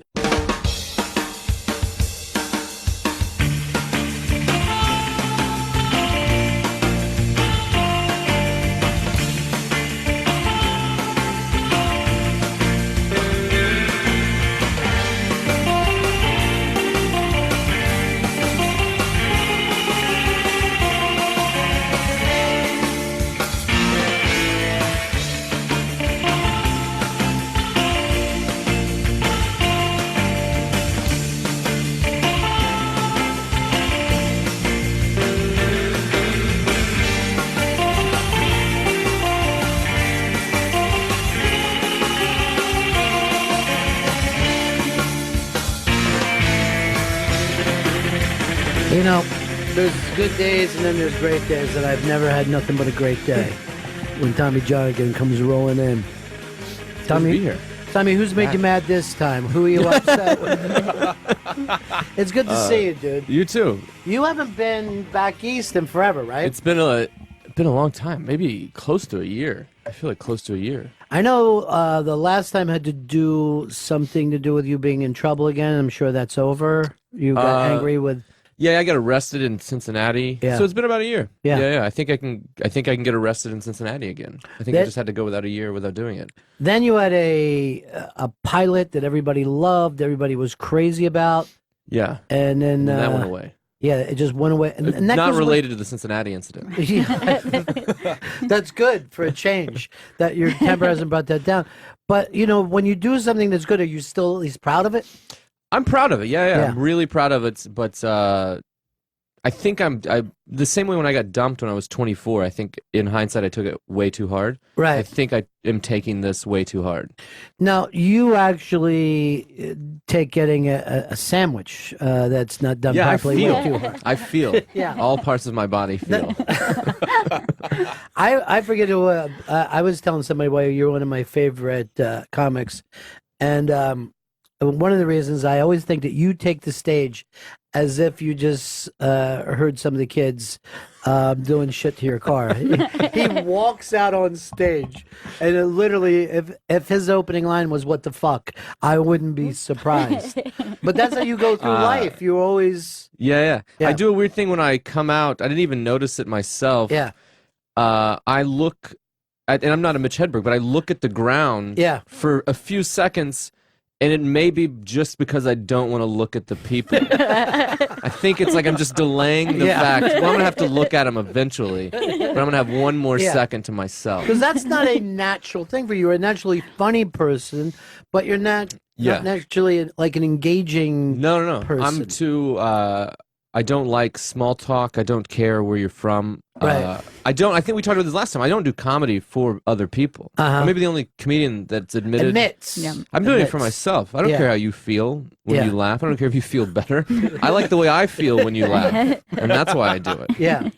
Who does it for? That's a crazy thing to me. Yeah. You're doing the wrong thing if you like making people feel good. See, I think musicians tend to be like, oh, I'm connecting with the audience. Right. But I think comedians are like, I am now in control of this audience. I have my knee on them, and there's nothing they can do. But don't you think a lot of comics describe it as connecting to the audience, even if that's what the truth of it is? Like, oh, I love just connecting. But, do you think that they... Yeah, but for themselves. Right. You know what I mean? Like, they're like, I like being on Twitter because people tell me things, and then I get mad at Twitter. You know what I mean? But I don't know if they're really out there doing good for the universe. Now, some guys think they are. Yeah. Some guys really think they are. But I do think that comedy is probably good for the universe. You know what I mean? I do think it's a place that people can go, oh, okay, it is stupid, whatever, elections. I really think that it does great, and it does make people get through. It allows them to get through hard times,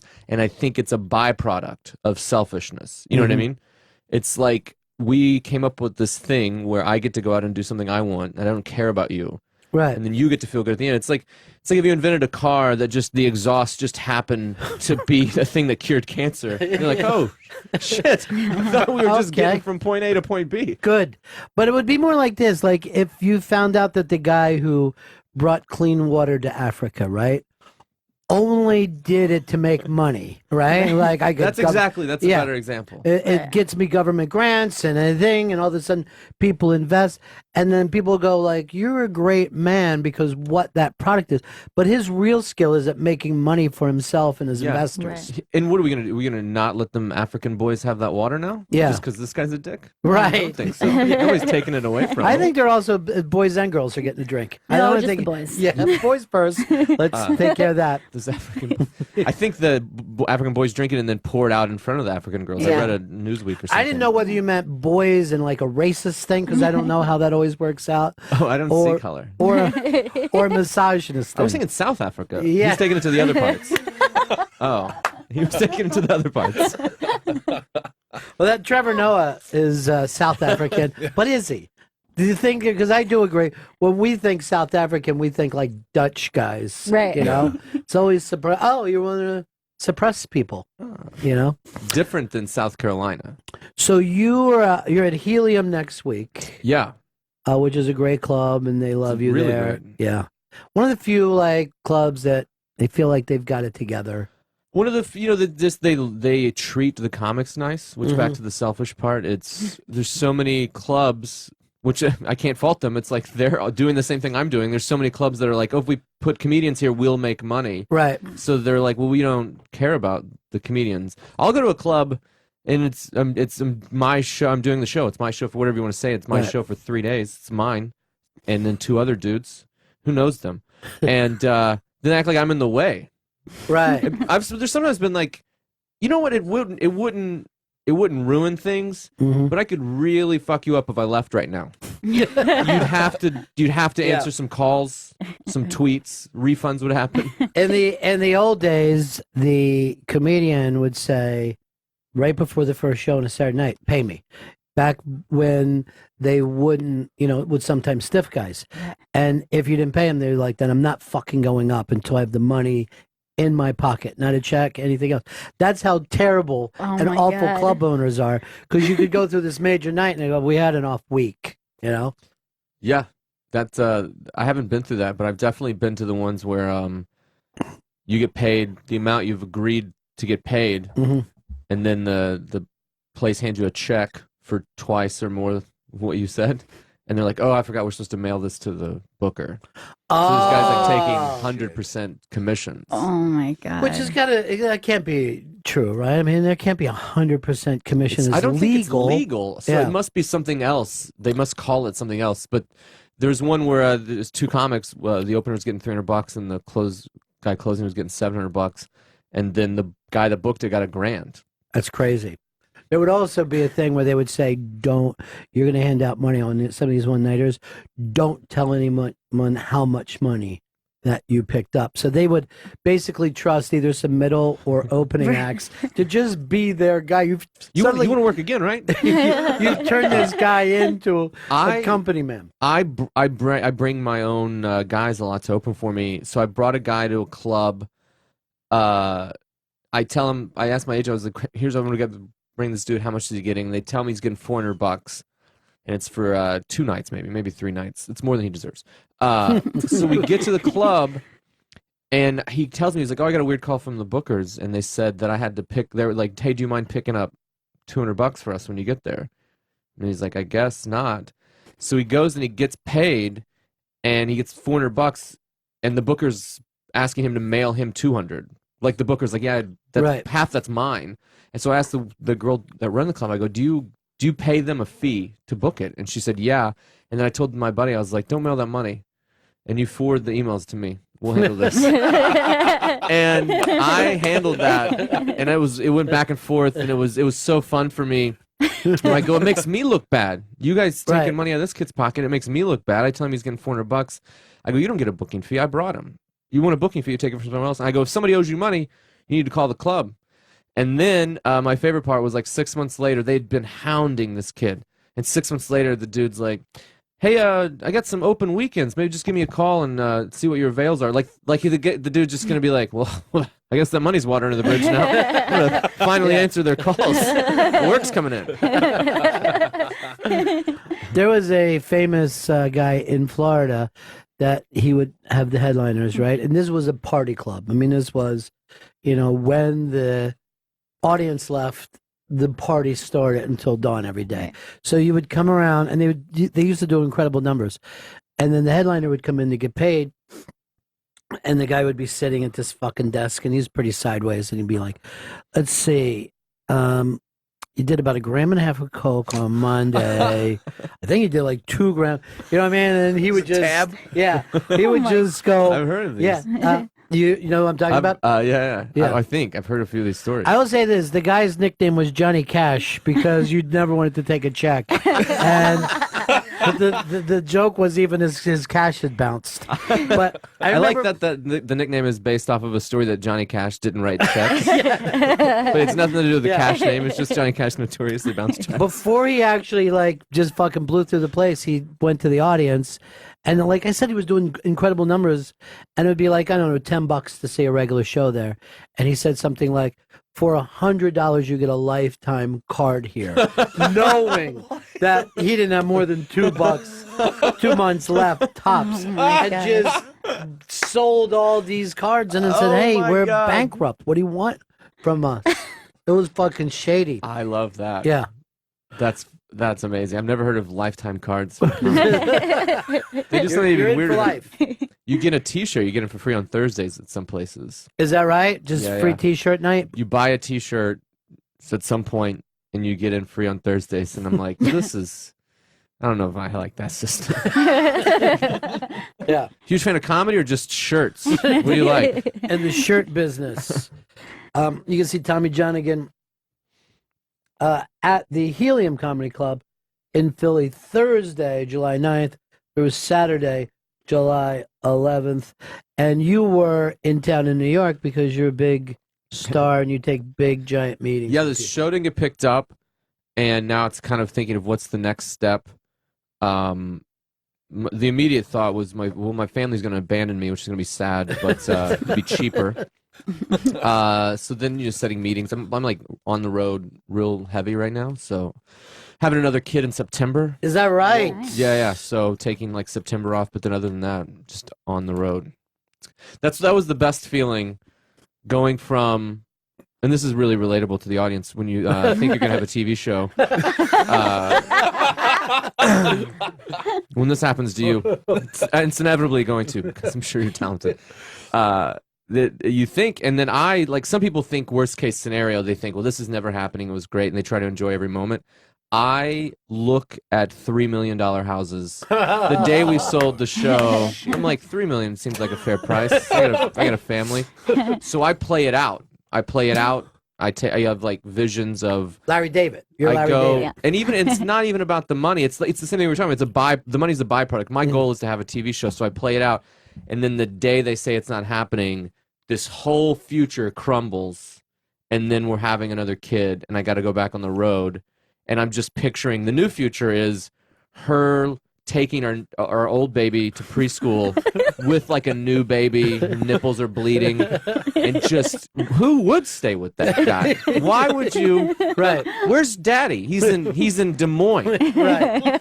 I understand he killed last night. Don't get me wrong, kid. Yeah, it was T-shirt night. He does really well on T-shirt night. Now, the worst part of this is that you had a show that everybody liked. The pilot, anyone who had ever seen it came back to me and said, fuck, Johnigan's pilot's amazing. I'm like, really? Yeah. That's great.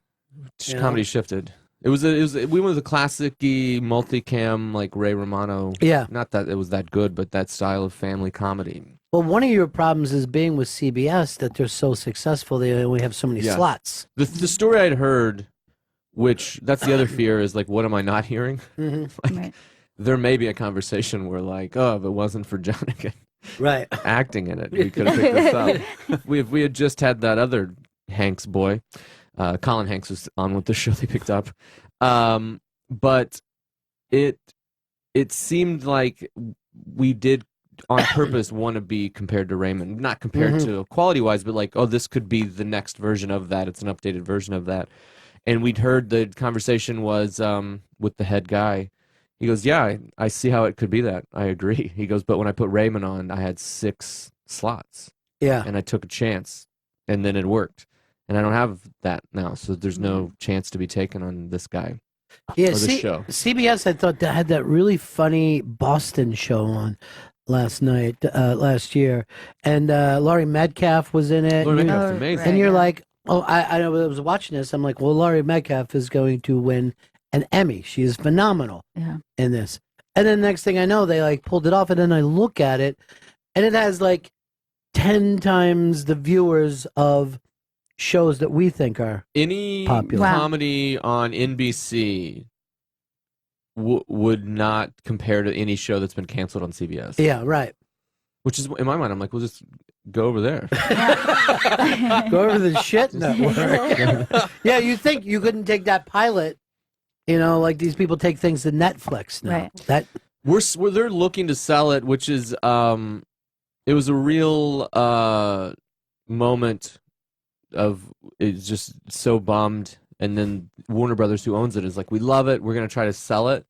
And I thought it was like, it's like the moment I assume like before the dude that cut his arm off in 127 hours. He's like, Yeah. well, maybe I'd keep the arm. And then I just had to move mentally past it. I was like, this is crazy. Who would hang on to? Maybe I'll be the one. So you're taking a dull knife. Yeah, just cutting I'm off just that cutting dream. this show off. Yeah. And moving on to a podcast. So you think I hear it's the future, Yeah. the podcasting. How much money's in banners? Banner ads. There's a lot of money in banner ads. Yeah, it seems like banner ads are the future. Well, everyone always tells me I've got a web series now. Yeah. We've almost moved beyond We've moved podcasting. yeah. And some of these web series are really good. Yeah. And I'll see it, and then I forget. You know what I mean? I can't don't know keep how up. people keep track. Yeah. I mean, this is the. There's, I've been thinking, do a podcast. Everybody's been saying do it, and I think I'm going to do one just for the fact of at this point I can leave no stone left unturned. Like comedy, I would never say I'd do it for money, but at some point you have to be like, well, this is selfish if I'm not doing it for money. I'm gonna have 2 children. You know what I mean? The worst part, I think it's the worst part, is my fiance makes a ton of money. Yeah, So that I is the have worst to part. keep up with the Joneses in my house. Like I gotta pay for half of things that are too expensive. Percentage wise, she's feeling these kids way less than I am. It's really stressing. Right. It's like a strain of we're private preschool. Mm-hmm. For 3 years I found it because my kid's birthday is a different cutoff. So I thought she was gonna do 2 years of preschool, and then there's just a bonus year because her birthday's 2 weeks late. And it's expensive. It's like crazy expensive. Yeah. 16 grand. I don't even know if you're supposed to say the number. Yeah, I think you're supposed to say. They always say the absurd amount that you're paying for stuff that most people. It would be half of most people's like. It's crazy. Yeah. Yeah. And it's for her because she's very successful. She's 9 years older than me. That's my defense. It's like, well, you've been doing it longer. You're older. You know what I mean? I'm going to have to raise these kids on my own at some point. But she's very successful. So she would probably hate that I just said that number. But I don't know what things do. I don't know how people talk. No, you're doing just well. But see, you had another tragedy this year because you were Letterman's guy. You got a steady Letterman thing. Yeah. I'm going to have to cut off both arms. Yeah. Yeah, you cut off the other arm. And then the second that Letterman said that he was retiring, it had to affect you on some level. Yeah, well, there's the weird. He's the reason I started comedy level, Yeah. so it made me sad. And then there is the. Well, I hope someone realizes that I do stand up on TV sometimes. I'd love. Well, I'd love here's to, the I'll thing. go to Fallon. You go and you do stand up and you're hilarious, but I can't see you bouncing the beach ball on your nose like the other shows want you to do now. I don't know what's going on. I'll once I told everybody, I was like, I just took a lot of time off stand-up. So it's like once I feel like I have another late night set, hopefully in a few months, I'll see where Colbert. I don't even know if he's going to have stand-ups on it. We don't even know. Yeah, Like, I think Conan puts stand-ups I love on. Conan. The bookers there Yeah. are the guy that books it's great, but Fallon does some stand-ups, but it seems like he gets one and he loves them. Right. And he's like, come back in 2 weeks or come back in a month. He just has things off the top of his head. he's got a lot of Yeah. games to play. You like big gloves? Any big gloves? You could smack me with a large glove. Yeah, we're doing that. We could have you back for Frisbee Pizza. There's so many things that we have lined up in the future. That's the. I mean, it's what it is, but I think that's the fact that late night has had this huge shift. We're the new who is good. What is good Right. is different now. Yeah, where Letterman would be like, he would bring out you, Regan, or Gaffigan. You would do your set, and then he would come over, great set, you know what I mean? And that would be, Yeah. he would think that was the entertainment of the night. You did it. It's yeah, over. it's done. But now it's like, are you good at lip syncing? You know? Yeah. Can you answer questions fast? Fallon's show is like a party of like two newlyweds that just invited the neighborhood people over, and then there's got to be some people that are like, I don't really like it. I'm not into this, right? Yeah. Do I need to see The Rock lip sync? Right. And like, I guess The Rock can pull it off, but how many, are you still going to have to do the lip sync thing when you were just selling There Will Be Blood? Right. Now let's move over. Because I saw like Julianne Moore doing those kind of games. Because now all the other shows have picked it up, the daytime shows. And then, she's playing a funny game where she's pushing something around her nose. And then she's like, yes, my character really loses her senses. And, you know what I mean? Slowly and sadly. Kind of like my dignity doing this. Okay, so now let's play trivia. See, I wonder, because it always seems like people in the audience are having fun. Mhm. So I wonder, does it just play really live? Like everyone I don't seems to know. like silly, but when I'm watching it at home, I'm like, really? That what we're doing? I don't know, because I was watching Larry Wilmore last night, and the audience was screaming, and I'm like, I guess there's an electricity there I'm not picking up in my Right. house, But they were just going nuts as he's going to break. People are throwing their hands in the air. I don't know whether everyone's getting a free lunch after. I'm just thinking this is, I wonder, because there's not that Letterman did crazy hard hitting interviews, but there's no real interview anymore. It almost seems like the shift where it's TMZ, where you want to know everything and everything about people, and you know who they're with, and then when they come to these late night shows, it's almost like you're supposed to get nothing anymore. Right. That's just, they've leaned into that generic ski strip story, and they're like, let's not even do this story. Yeah. Just put some skis on and get some snow cones out here.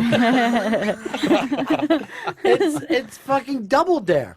It's like everything is Nickelodeon now, and it happened overnight. It's like Leno left, Jimmy started this, and then everybody else went, all right, then we'll do it. And that's when Dave looked around and goes, I'm not doing this shit.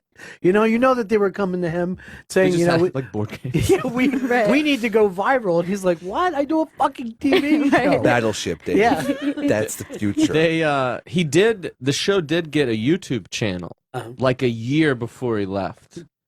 And I wonder if that was the thing of like, Dave, we're taking the whole show that you're doing, we're dividing it into tiny clips, and people just watch it on the internet. And then I feel like he just called Les Moonves. Fuck this. I'm out. You know what else is funny? That thing was gone the day after he retired. He yanked all the clips off. Oh, really? Yeah, they're, wherever it is, up in his garage upstate or in Montana, wherever he's living now. Connecticut. And he's like, I don't know. I remember Johnny sold some of his clips late at night. Maybe I'll do that. I don't know what Just it is mailed them to anymore. Leno. Yeah. Somehow Leno owns them.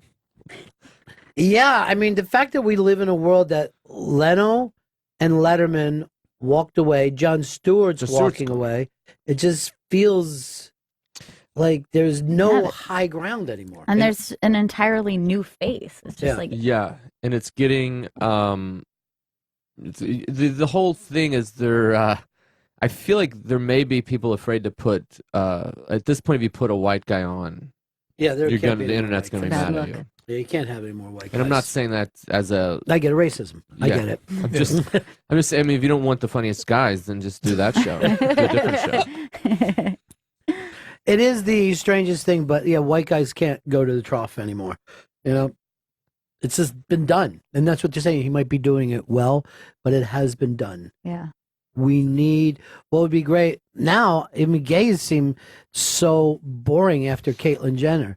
You know what I mean? Yeah. Like you've got to be transgender. Yeah. I did my kids in ballet, and there's it's in LA, so it's just famous people's kids in ballet. There is this movie star woman. Her kids in our ballet. I don't want to shit on her kid, but she has a boy. He's in this ballet class. There's boys. So there's a recital. There's a boy class. They go and they do grease dance in their t-shirts and their jeans. It's fine. And then there's ballet, and there's boys in each of them, and they're in the male version of if this were a ballet on Broadway, this is what a male would wear. And then this movie star's son comes out in a tutu. He's wearing the girl outfit. And I'm like, there's no way you adopted an interesting black kid. Like you didn't get the transgender boy lottery. Your kid doesn't fit into that. You're just making him wear a tutu for attention. You don't. My kid's as boring as yours, and she wants to dress like all the other kids that look like her. It just blows my mind. Everybody's like, this is a big hot thing now. Guys can dress like girls. Girls can dress like guys. Yeah, you got to get there. Well, I think Magic Kid is on top of it. Will Smith's kid is pulling it off in a big way. The Jaden one? Yeah, he's just like Batman. Yeah, well, he shows up in a dress and he's like, isn't this shocking? Yeah. And I'm like, I don't He know. blurs dude. the lines, you know. Yeah, but the thing is, I've been beat up all my life with stuff, so nothing bothers me. You know, you could come in and do it. I don't give a fuck. Right. I can't get shocked. I know at the Royal Opera House just last night, they did a 5-minute sexual assault that turned into full frontal nudity at the Royal Opera House in London, and the crowd started booing and yelling out gratuitous. Booing? Yes, they thought they were going to an opera and they saw a gang rape. And What? it's just, yeah. This took place and it went to full nudity. And the audience, and let's face it, this isn't an audience off the street, it's an opera audience. Right. Cultured. Yeah. Well, the idea, I love that they heckle needless and gratuitous. This is needless. Gratuitous. Advanced heckle. Yeah, you I can't do don't know though. I think the boo is a little far though. I mean, I understand being like, this is a little much for me. I mean, Right. 5 minutes on the stage, that's a lot of minutes. Right. To watch. I mean, if you watch 5 minutes of rape on a film, Right. I don't I'm gonna be understand like- how this happened. I'm trying to get as much details from these two. Was this a trick? No, this was is part of the thing. play. Yeah, part of the play was, and then we're going to have the men just gang rape this woman. Part of the they- play, not improv. No, I don't. They didn't I don't spring think it. they improv it's not in, an actual rape. in opera. carried This was away. set up that way, and I think it's a traditional opera, Right. right? That they're doing in this way of like, oh, instead of implied rape, let's actually, do the rape. And she's on stage nude, and let's face it, most of the opera crowd has got to be 78, 80 years old. It's their fault. Research. You don't have to go to opening night. Wait till Yeah. that first gang rape review comes out. It's not for me. Okay. I'm not gonna... That's an interesting thing. I don't like the people in the audience. I don't like anyone that comes to a thing blind, right? And then boos. What it is what you paid for. Right. I think the deal would be this, and I think we would agree that, let's say, if she would have then shit on the stage, you're like, this is too far. I Right. thought it was going to an opera. She shit, but your thing, Tommy, is saying no one should show up to opening night to anything. You would not be at the premiere. I mean, of if we're anything. going to if it's the new run of Phantom of the Opera, yeah, and it's just but if it's an opening night, what are you expecting? I guess why are you no rape? I think you're expecting an opera that there's going to be singing without all the rape. But here's the thing of the booing. I get the idea of booing rape in general. Like, Right. nobody likes rape. I do it every time I see one. Call the cops. Boo! You're an awful person. She This doesn't is like you back. needless. Please. Gratuitous. Boo. But, I think that it's not that she's literally being raped. You can write a bad review. You can say, I think that was gratuitous. But I think it's a little insane. I think we're on the same page. See, this is the difference. I think we did it. For me and you guys. I went to see shows in Philadelphia, and everyone got booed. Every sporting event, people got booed. I don't give their family would be booed when they were announced. Booing was a normal thing. You could have been, if you look at most fucking people's list, Mike Schmidt makes all-time third baseman. And I never saw him get anything but fucking booed in Philadelphia. They thought he was shit. He went 3 for 4. Why didn't you go 4 for 4? I know why. You suck. That's why you let us down. So I get the booing. The booing is, for some reason now we're at a point where people don't think they can get booed. I hear people bring up the politically correct thing, and they're like, I said this joke and the audience turned on me. Well, that's a lot different than trying to keep you from getting work. Right. You know what I mean? Like, I think an audience can turn on any performer at any time. Right. Yeah, I've had it happen, and I'm not even anywhere near what would be Dude, to an edge or political. You're basically John Norman Howard right now, and A Star Is Born. Your wife, her fucking thing is going up. You're going down. You're showing up drunk places. What are you assholes looking at? I don't know. The show that we all paid to see. You're late. You're drunk. Like, booing is going to happen, and I could see how the elderly people didn't think they were showing up for full frontal nudity. I mean, I'll give you, they probably don't know their audience if they're... No, this is off-Broadway shit. And they took it to the Royal Opera House. And opera has been around forever. Well, maybe it's the booker's fault. Was their commission? There's an opening right now if you can get yourself to London. How's your soprano? Is it good? They're trying to get 200 off them. Yeah.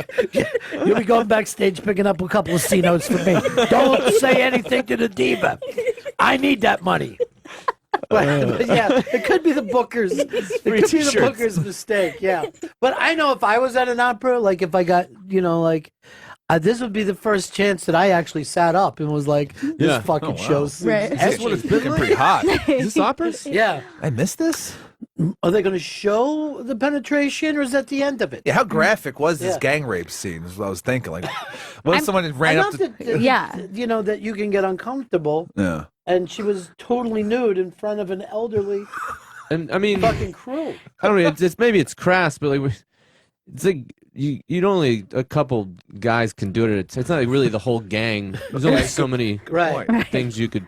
It's more you know what I mean? cheering on. A lot of people are just cheering. Yeah, a lot of people masturbation. are bystanders. I would be willing to say this. I think in a gang rape, I'm going to say at least 2 of the guys would have performance anxiety.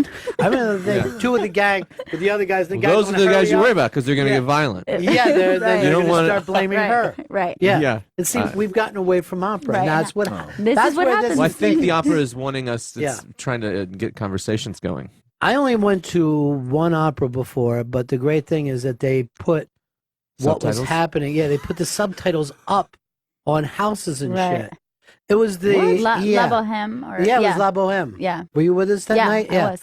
So we go to it, and it was basically subtitles. Who was the director? Is Baz Luhrmann? Baz Luhrmann, yeah. Oh, that guy? Yeah. So it was much more colorful, and you could read as you were going along. I've never heard that could happen. Yeah, He's very smart. It was the first time, and some people didn't like it. Some people were like, "That is an Needless, affront." gratuitous. Yeah. Right. And I'm like, "Why didn't you read the review first? Why didn't you check the Booker?" Check with the Booker. The thing is with that, you're enjoying The Booker, I'll never get over. The opera Booker. It's the Booker's fault. I was gonna say, listen, I have been to a play, and I wish I could remember the playwright's name. She's a female playwright, but it Neil was Simon? No, she's a female playwright, but it was very terrifying. There was a rape. There was a lot of nudity. There was a lot of violence. There was someone I think cut someone's eye out, and then they had sex with the eye hole. It was like a really intense thing. And I'm not kidding, halfway through it was like a post-apocalyptic world. The lights keep going out. And I was having a straight up panic attack in there. And everyone else was sitting there they seemed like they were very interested, and I was like, I want to tear my clothes off and run out of there. So I get that it's intense, but that was an off-Broadway thing. Exactly. It wasn't the Royal Opera House. Right. You know what I mean? And I remember when we went to see the Sam Shepard play, and Philip Seymour Hoffman was stomping around, and it's not a big place, and I started to think to myself, I might have to fucking protect my family against this guy. I'm like, he's acting so fucking crazy. I might have to, if he comes into the audience, I'm just fucking smacking him. Like, because he was insane. He was just stomping around and throwing shit, and it felt like you were in a room where, like you ever been like on a subway or something, someone starts acting crazy. You're like, as long as it stays over there. Yeah. Okay, but if he even comes in this area, I'm just going to hit him. Right. I'm not going to try to discuss it. That's how I felt about an Oscar winner. So to see a real play can be very intense, much more than a movie. Yeah, much more. Live performance has this very weird moment. The first 5, even maybe up to 10 minutes, where you're like, none of this was real, and this is strange. And I'm looking at a set, and it's it like, seems so yeah, dumb. it seems kind of silly. And if it is a great play or great performers, after you hit that, it's like you're totally lost. Yeah. Like, I don't think that it is the same level as film. So I think that makes people a little bit more But emotional. particularly off Broadway, you could be sitting there with like 50 people where this is happening. Like being at a fucking AA meeting when someone starts to break down. Right. Like, oh yeah, that's right. People don't normally talk this way. Yeah. And you get a thing with the audience where, like, we're all going through this right now. Like, we're all in this weird thing. Yeah. We're all a part of this gang rape right now. So I will stop the rape. Boo! And that it's also the people can hear you, is I'm assuming a Yeah. big factor in the Right, booing. yeah. This isn't a Right. movie. Vin Diesel's not going to say, like, what? These guys, they'll stop the gang rape. Joey Jojo does a great thing of Vin Diesel. When Vin Diesel finds out and they tell him they're going to be doing another one of the Fast and Furious movies, what does he normally say? Is it for family? All right, I'm in. That's his Vin Diesel. He's very proud of it. Is it for family? All right, I'm in. But you know what they say, too? It's not over till the fat lady screams. Oh, see? You had a There little we go. joke We there. did it. Oh. That must have been killing you in the other room. No, Like, it I was. I actually texted to Pepper. Did he really? Did he text you Holy guys? shit! It just came in. Yeah. And if you would have done it, you would have done the same line. We'd all just looked at you. Yeah, it's like Not like a- funny, Chris. It was just a stupid asshole. I didn't know there was so much sex and rape in live. Yeah. As a live performer, I guess I'm not that into live performance. Since like the whole Aquarius thing, right? I guess that was the first big nude. Hair, yeah. Yeah, hair.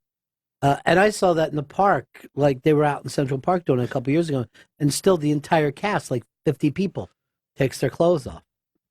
And they're like singing, but you can't be going tits, tits, dick, tits, tits. You know what I mean? Like it's a strange thing where you try not to act like, oh, I'm into the performance, but you can't get beyond the fact that nudity changes everything. Yeah, and I can't. I won't sit through any rape in movies, even. So Is that right? Yeah, it's a. I'm not. It's not even a weird. It's a weird line to draw. Is what I'm saying. Mhm. Like I'll just fast forward. I can't. I just won't. I don't think there's.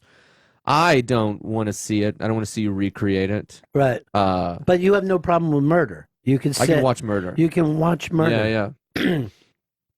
Because I remember, even when I was a kid, I'd be watching a cowboy movie, and just murder, horse shot. I'd start crying. Like I'd feel really bad if a horse or dog got I thought shot. you said a whore got shot. No, I never would cry for a horse. I said she had it coming to her. That's You one. know? I watched the Clint Eastwood movie where he's the hero, but in the very beginning he rapes the woman in the barn. What's the movie? Oh, High Plains Drifter. High Plains Drifter. That's Yeah. it. Yeah. But they had to let on. Didn't they even say that they acted like, is it went on that maybe she? Yeah, she did the. Oh, now I like it. Eventually, she was okay with it. Yeah, I don't think it's fine. You raped her, and then she's Right. like, I like it rough. Yeah. They're like, well, that wasn't what that was earlier. Yeah. Normally, I'm going to say that's her call, though. I'm not going to get involved. It's their thing if they're playing a little deeper. Yeah. But that suddenly seems real to you. The rape scene. I don't know why. I don't know why. I don't have a thing. I don't know why. Something as a little boy, you just haven't remembered it. Some terrible thing. Buried. I was in a play once. The whole gang of guys. But I like the old guy leaving this at home just later. The wife's just furious, and he's like, "Yeah, that was. You didn't like that, right? That was awful, huh? Yeah. It wasn't. It was not. That wasn't. We weren't into that, were you? Yeah, he was just then he starts tugging at her nightgown too hard. Remember that play we saw? Not playing his games with you, dude. I was booing. Yeah, booing, sure. I think, honestly, if you go back and listen to that, I think a lot of them were yelling Lou. Because there's a guy there named Lois. So they were young booers. Yeah, Lou! Dude, Lou! I could... move. But the guy was like blocking her. Yeah. Anytime There's that a used naked to go... woman up there. You got a guy standing in front of her. Move. Every time I went to see Lou Reed, somebody would yell out, Lou, like that. And you're like, what? Oh, I see. Oh, okay, I get it. Okay, it's just Lou. You're yelling a man's name at them. Does not seem odd. Luke Longley for the Bulls. Boom. Big Lou. It's. I think that and the guys waving behind the camera, yelling a guy's name at a guy, and the guys waving behind the reporters. Yeah. Right. That's the dumbest. I think it may be the dumbest thing that people do. That all started with the guy that used to wear the afro, the rainbow-covered afro, right? And he would show up on every Monday night football game, and he would just be like, "Yeah!" And you'd be like, is that fucking dude again? And then he started the John 3:16. And that took guy? off. Yeah, it's the same dude. And then later he got busted for was he tied up in a murder or something? Something weird? Kidnapping and murder. What? Yeah. Yeah. Yeah. Whoa. Yeah, this guy with the rainbow afro in 316. And he was big enough that he actually got commercials and shit. And like you would just be watching a baseball game and like you'd see this guy behind and you're like, wait, he's at this fucking thing too? Yeah, he was everywhere. Yeah. It got real dark, real weird. It got real fucking yeah. We got to make a movie out of that guy. Rainbow He's not Man. the guy that says he started the wave, is he? No, the guy who started the wave was on like Entertainment Tonight. He was that guy. There were two guys that claimed Two they guys started. fight over starting the wave. I feel like they were at either end of the stadium. Yeah. One of those guys, he also plays the piano, and he was on. I think it's funny.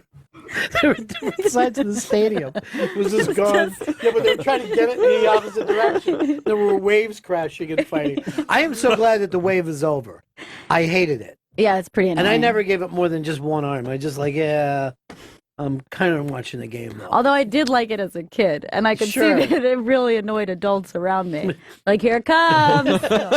Pay attention to the game. We all please. see it. Don't forget it's coming. We're Hey, going to stand you up. didn't get up. Get up next time, though, okay? They're reversing it. Yeah. Everybody. She's turning a wheel on a ship.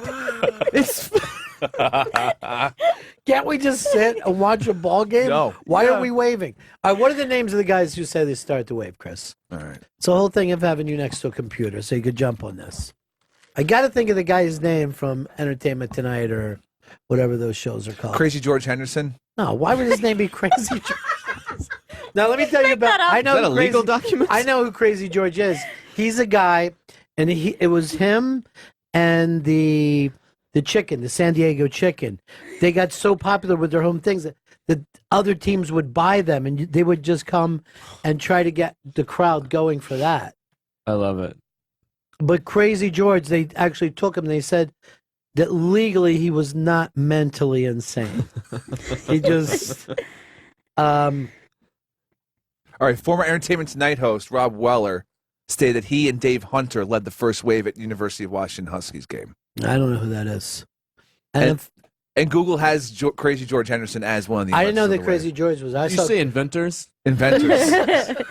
That's what Google said? He invented it? You think Edison would get pissed by that? Oh, that's an invention? Okay, good. Oh, all right. All right. So is a dance an invention too? That's what Google has. Yeah. The Washington Huskies claim to have invented it some 2 weeks later after George Henderson started at an A's-Yankees playoff I game can't in believe they're Oakland. using the word invented. Yeah. Yeah. It's right there. They're just like, well, Edison didn't invent electricity. He just learned how to harness it. Right. That's what we did with the wave. You discovered the wave. Right. It's just always had been there. a standing ovation happening in one section at a time. Well, a friend of my brother said that he invented up high. I don't know because like slapping five. High? Up high. Oh, so he was- says he invented up high? That Right. before that people would just do it Go down low? And he's like, you know what? Let's show other people we're going up high. Was just seeing your emotion, and it may just be from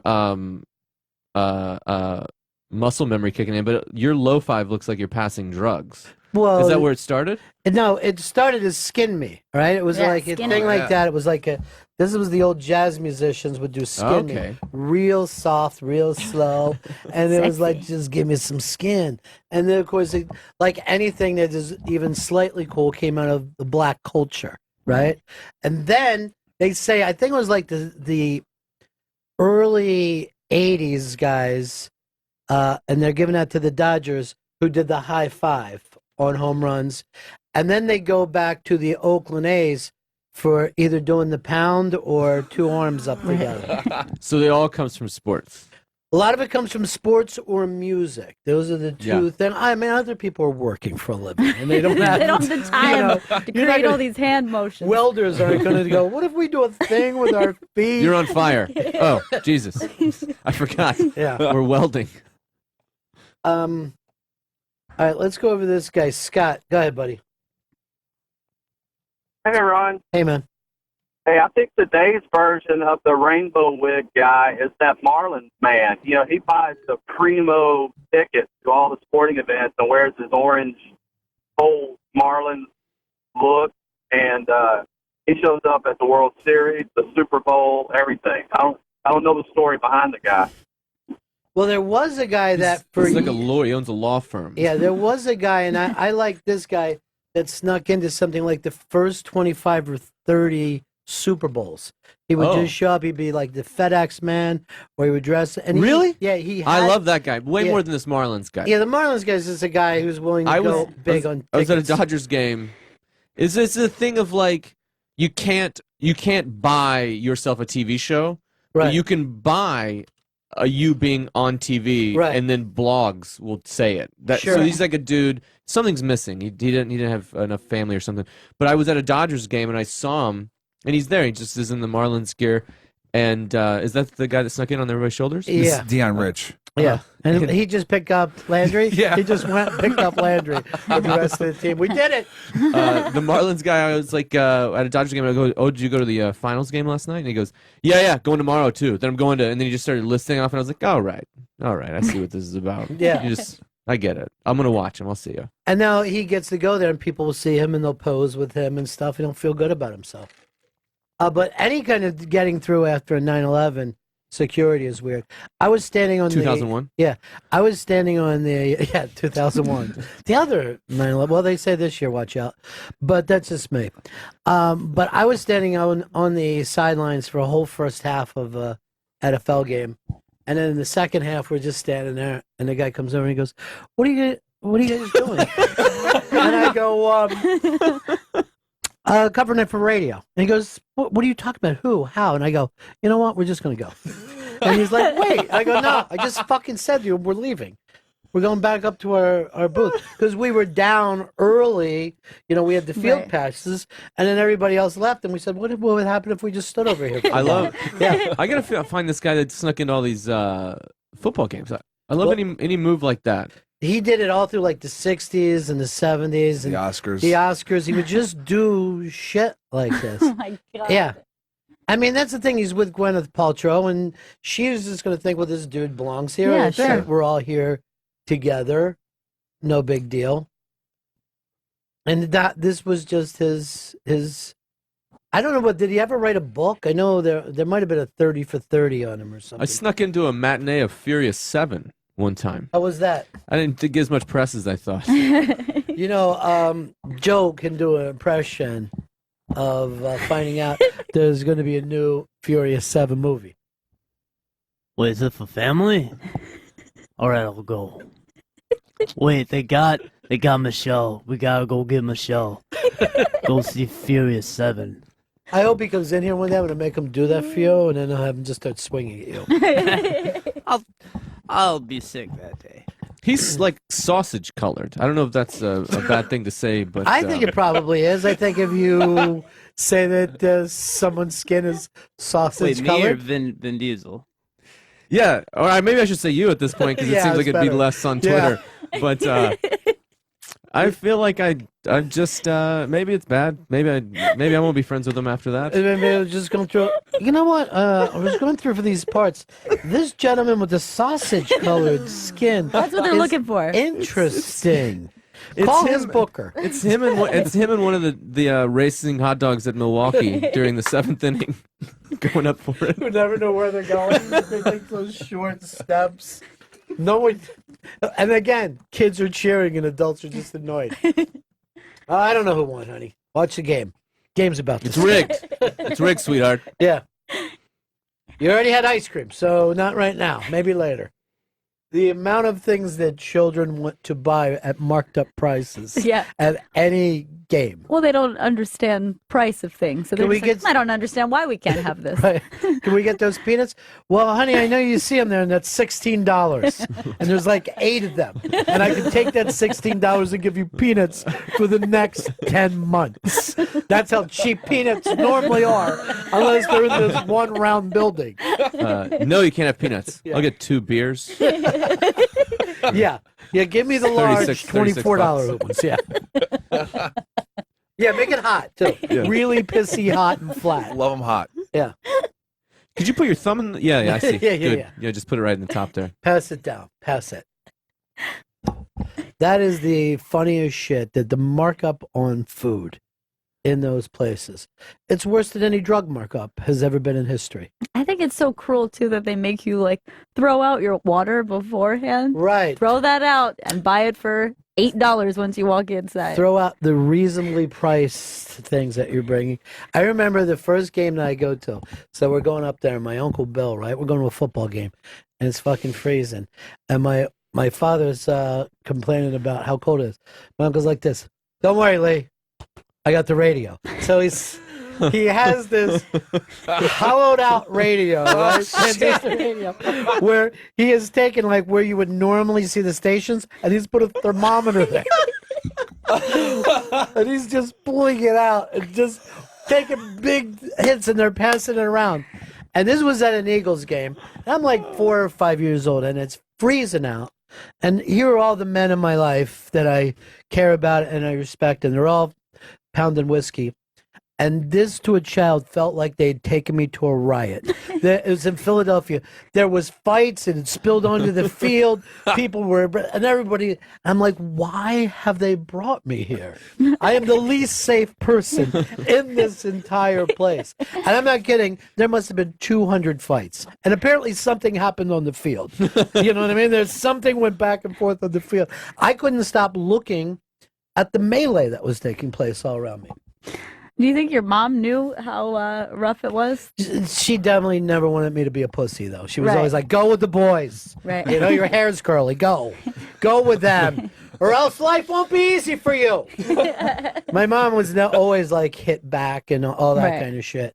She always worried that about sensitivity. I'm so glad I don't have a boy. With the girl, I'm like just figuring out what's too much and what's too like. She calls her she's like, don't, it's my privacy. She calls her privacy. And then I was like, you know what? Let's just be real here. I go, that's your vagina, and that's yours, and mommy and daddy if we wash it, but that's just yours, and that's your vagina. She, my vagina, and I said, yeah, it's cute when you say it like that, but just no one else. And then I'm like, she's 2. What am I I'm doing? Like a rape console, Right. To what? I need to shut the internet off. Right, you should. I lost her at the park for like several minutes.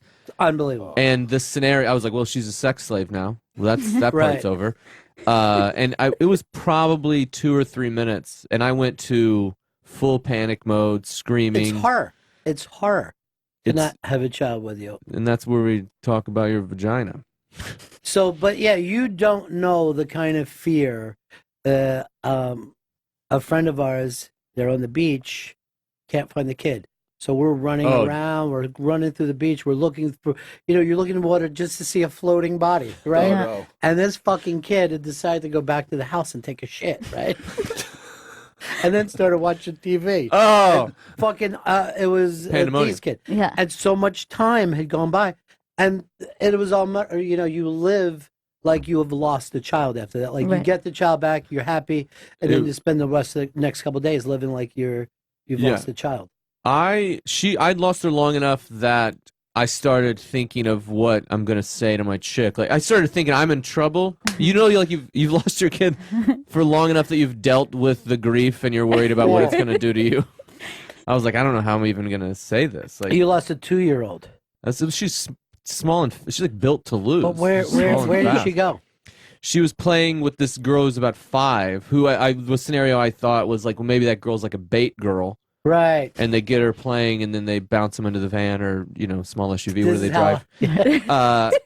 So they hide under the play. She took this kid to hide under my kid under the park play area, whatever it was. They're just hiding like an army, like on their belly. Like we all did. Like, let's climb under there. Yeah, not 2015. You don't do that. Yeah. And we're not going to put her on a leash, but. Well, I guess we got a backup baby now. That got a spare. That type of fear that you get, you just don't even understand in real life. You know what it is? If the dads and moms that go to the park and just sit on their phones, they don't feel it because that kid's gone 5 or 6 times. They've lost that kid and not even known it multiple times. Right. But when I'm there and I'm paying attention, I'm like involved and I'm chasing her, and then she disappears. I felt it. But in reality, she would have just hid under there, been fine, got out. Yeah, nothing Nobody happened. touched her vagina. Everything that you feel is completely made up. But that doesn't mean that it's not real terror. I was like, this is way worse than the show not getting picked up. Yeah. First, my show doesn't get picked up. Now I lose my kid. You're yelling this out the park. I know my show isn't there. And I'm not like that movie star who's rich enough and famous enough to put his kid in a tutu and still feel comfortable. But that's the weirdest fucking thing. And well, Chris, it's like you when you don't know where that last beer is. Like you either put it in the back of the toilet or in the butter dish. Like that's hidden somewhere. Like that's a hiding spot that not every drunk is going to look for. And then you realize it's just in the hat on your head. Yeah. Oh shit! It's right where I left it. Well, we got to wrap this up. We wish we could keep John again because it's always fun, man. You're a funny man. Thanks for having me as always. It won't be so long in between. Yeah, next let's time. do it. Let's at least stay in touch by phone or something. Just to, are you that busy during the day? We can't give you a call. No, I'd love to talk on the phone. Because you say perfect now, but do you ever get a hold of him during the show? No, I don't. There's a He lot of doesn't. He questions doesn't only try to bring it Tommy could answer. I'm gonna start calling him. When? Next Start week. calling me. I'm gonna call you next week, Tom. That's a I'll little be early. around. Yeah. Yeah, we'll just catch up on the last 2 days. If you, I went to Chipotle. What did you guys do? Same. It's weird. I'm starting to carry my lunch. I don't know. It seems crazy, but it's cheaper. It's episode 1 of the fresher. podcast. I love to do your podcast. I can't seem to get on anybody's podcast.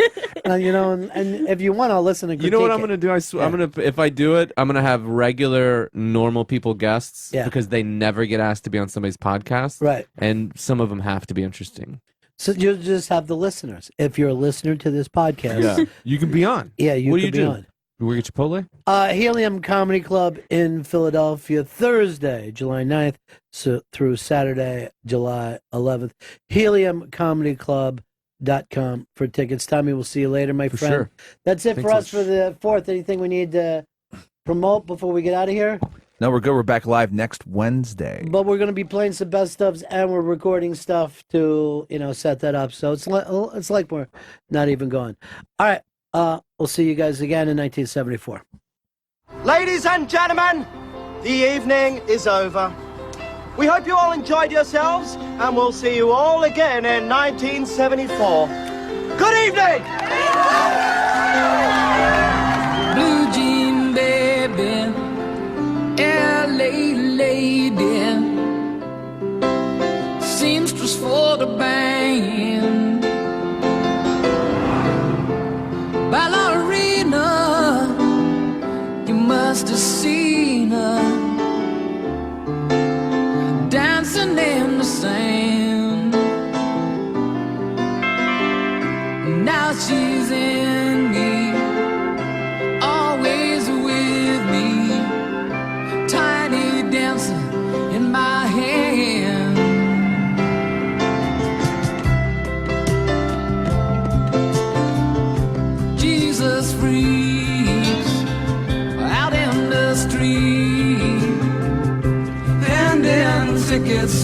forgot.